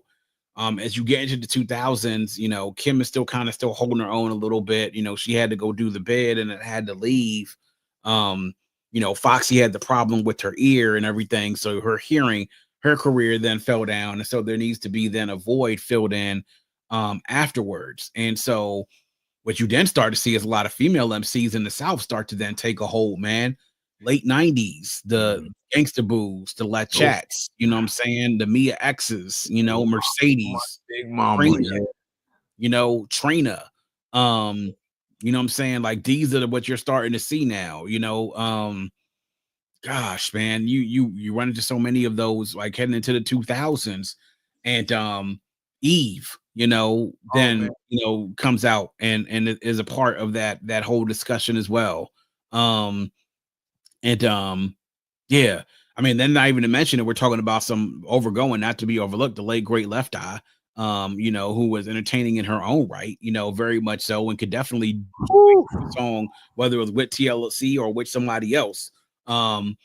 You're from your hometown, one of the baddest female MC ever, the Brat, who transcended from the early 90s and from the mid to early 90s all the way into the 2000s. You know what I'm saying? To continue to be able to do things. But then after that period sort of ends, then you sort of get this period where this is when you start to see the new age of female MC start to emerge. Nicki comes out, and you know, again, things are starting, music is starting to change a little bit more. Music and hip-hop starting to change. Then as a result of Nicki sort of being out, there's a lot of other female MCs that sort of come along the way. You know, the Iggy's, the Iggy who was born out of, you know, what T.I. was trying to do during that time. The Nicki didn't really have a you know, a peer, but then in the background you have people who have sort of been, you know, Remy, who is a part of Terror Squad, and you know what I'm saying, the early 2000s, then she has to go do her bid and she has to go into jail and she comes back out, you know, she reemerges during the mid 2000s. But then when you get into this current crop of female MCs and rappers, you have, you know, your Cardis, right? Cardi comes out and really is sort of becomes almost like the other half of the equation of what Nicki had sort of started. But then after Cardi, it's like they started coming in waves, right? You started getting the Dreas, eventually Meg comes out. Then you see like City Girls with, you know, JT and Young Miami, and then you see you know, these like you see now, Lotto, Glorilla, all these different artists that are sort of emerging, the new age, Ice Spices, then all start to come out. This leads to Doechis, you know, to all these different folks, Victoria Monet. And then in the background, what you also then have is these other female rappers, and one of the most important ones, and I'll say, man, that sort of flies under the radar but cannot be ignored, in Rhapsody and Che Noir. You know, these female MCs that are all about the art of MCing and being able to be adept at it, but not being raunchy, not selling sex. Right. They're selling basically the art of MCing and everything that is about it, all about women's empowerment, but it's going about a different way. So just like we had yin and yangs back then. You had Kim, you had Foxy, but then you also then had Lauren. You know, you had Lady of Rage. You know, you had Jewel, but then you also then at that time had Latifah and MC Light. You know, this era, you have Nicki, you have Cardi, you have Meg, you have Glow, you have then also Che Noir, you then also then have Rhapsody and others that are like them, right? So the evolution of the female MC has been really just all about, as hip hop evolves, the characters play the same roles, but the music sounds a little bit different. What happens is that how much further people are willing to take it, whether that's in raunchiness, whether that's in how much sex they sell, whether that's in what topics do they talk about, how much more are they willing to be alphas in this situation rather than take a back seat to men. Nowadays, women rappers can get away with a lot more than they probably used to be able to before, because a lot of them are unapologetic and they don't give a fuck, which is good, for the most part, So what you have is really, man, it has evolved because music has evolved, hip hop has evolved, but the roles are still the same. You're still always going to have two sides of the coin when it comes to the female MC. You're going to have the ones that are more about the art craft, the wordplay, the art of MCing, and the other half are about, and don't mind you, some of those ones, the other side of the coin, they can go too. They can definitely rap, but it's just a little bit different. It's a little bit more commercial. It's a little bit more for public consumption. People are going to eat that up more so than something that they can nod their head to. Well said, B.Cox. Like you said, man, it's always been the yin and the yang. It's always been the the raunchiness, the sexuality of it, but there's also been the conscious regality aspect of it, from women. So like you said, hey, the female MC has evolved because hip hop has evolved. And I think women are more bolder now. Yeah. Oh, they definitely are. Yeah. And just like how Kim and Foxy were a little bit more bold back then, they've taken it to another stratosphere with the boldness, and they really don't care. And nowadays, shame's not really a part of it anymore. Stuff back then, they used to shame Kim and Nicki, Kim and Foxy for what they used to do and some of the things that they had and how they dressed. And nowadays, shame's not really a part of it so much before as it was before. It isn't, man. Man, Foxy and Kim was like, damn, that's like, they're like Mother Teresa in this era, damn near, man. It ain't that bad. Shit. Yeah, exactly. Yeah. B.Cox, phenomenal job, man. Hey, I am blown away as you always amaze me, man, with the depth of knowledge, man. We've now switched over from music to we broke down movies, man. And brother, it has been an amazing pleasure rocking with you. You have given our fan base almost 3 hours, man. Hey, if they ain't, this is gonna be enough, B.Cox, to carry them until at least Q4, and we'll do this again with installment 7. We'll come back, man. But brother, I just want to give you your cigars again, man. You're a national treasure, at least you are to me in my eyes, and my supporters. We love you, man, and your family as always. Anything you want to say, man, to the people, man, before we get up out of here, sir? Yeah, man, just appreciate you, man. Give you your cigars for allowing me to come on your platform again and rock out with you, man, especially with a live show. Appreciate you for doing that, man. And watching you, you're still doing your thing. The numbers are still going up. You're still posting your content. Things are going well. I can't wait to see what you do in the future with this movie that's coming out. I see you making moves and sitting down with, you're getting in the rooms that, that a lot of people would dream to get into. So I definitely want to give you your props for doing that and stay in those rooms, man, and make a way for people that want to go into those rooms afterwards, so that you have a way to do it. You know what I'm saying? They can have a way to do it, and you're doing it the right way, man. So I appreciate you, man, and want to give you your props for that. But, hey, it's always a blast whenever we come on here, man. I'm always down to talk and to talk things about the culture, especially about this era, man. It's a era to me that's still undefeated. I talked to somebody the other day and they talked about how, like, the club is dead now, right? And I was like, yeah, the club is dead now because, y'all not dancing because the music y'all have isn't really anything that encourages interaction, and y'all don't go to the club for interaction no more. So, you know, the club was an interactive thing to us, right? The music, like the people were the supporting cast, but the music was the star. And as a result of that, the supporting characters supported that star. And as a result, you had some beautiful things happen and some not so beautiful things happen too. But you know, this era to me is undefeated. From music to movies to culture to fashion. I love talking about it, and I think it'll be things that'll be studied long after we're gone. And I'm just glad to be able to sit here and recap with you. Well, man, you did a phenomenal job, man. And thank you, man, for those your sentiment. It means a lot. As my channel, as we continue to grow, you grow with us, you family. So it's not it's a recurrent, as they say, B.Cox, rising tide, all boats rise with the rising tide, man. I'm blessed to go, man. I continue to bring my family, my people with me. Yes, sir. And you are family. Your boat's definitely in there with me, and your ass is gonna continue to rise. We're gonna do this together. We'll be back for installment number 7, man. And in Q4, look out for, guys. But we're gonna soak this in. We're gonna appreciate the blessing that we had with this one, and we're gonna let this one marinate, man. Because I don't think you guys are really gonna realize how great this is until we give you guys some time. It was alive. It was no edits on this, so it's real and raw and uncut, man. So. Yeah. Again, make sure y'all follow B.Cox, man. It's a million reels and shorts with this man all over YouTube because of me. I appreciate it, man. I definitely don't know how to get in touch with the man and follow the Vault Classic. Hey, B.Cox, you are plastered all over the damn YouTube streets. Yeah. And brother, you deserve the promo. You deserve every bit of the goddamn promo, and I'm going to continue to promote the fuck out of you because you deserve it. You really deserve it. Indeed. Make sure you go follow the Vault Classic Music Reviews. B.Cox, anything coming up on that before we get up out here you want to mention? Anything to be looking out for? Anything you want to plug before we go?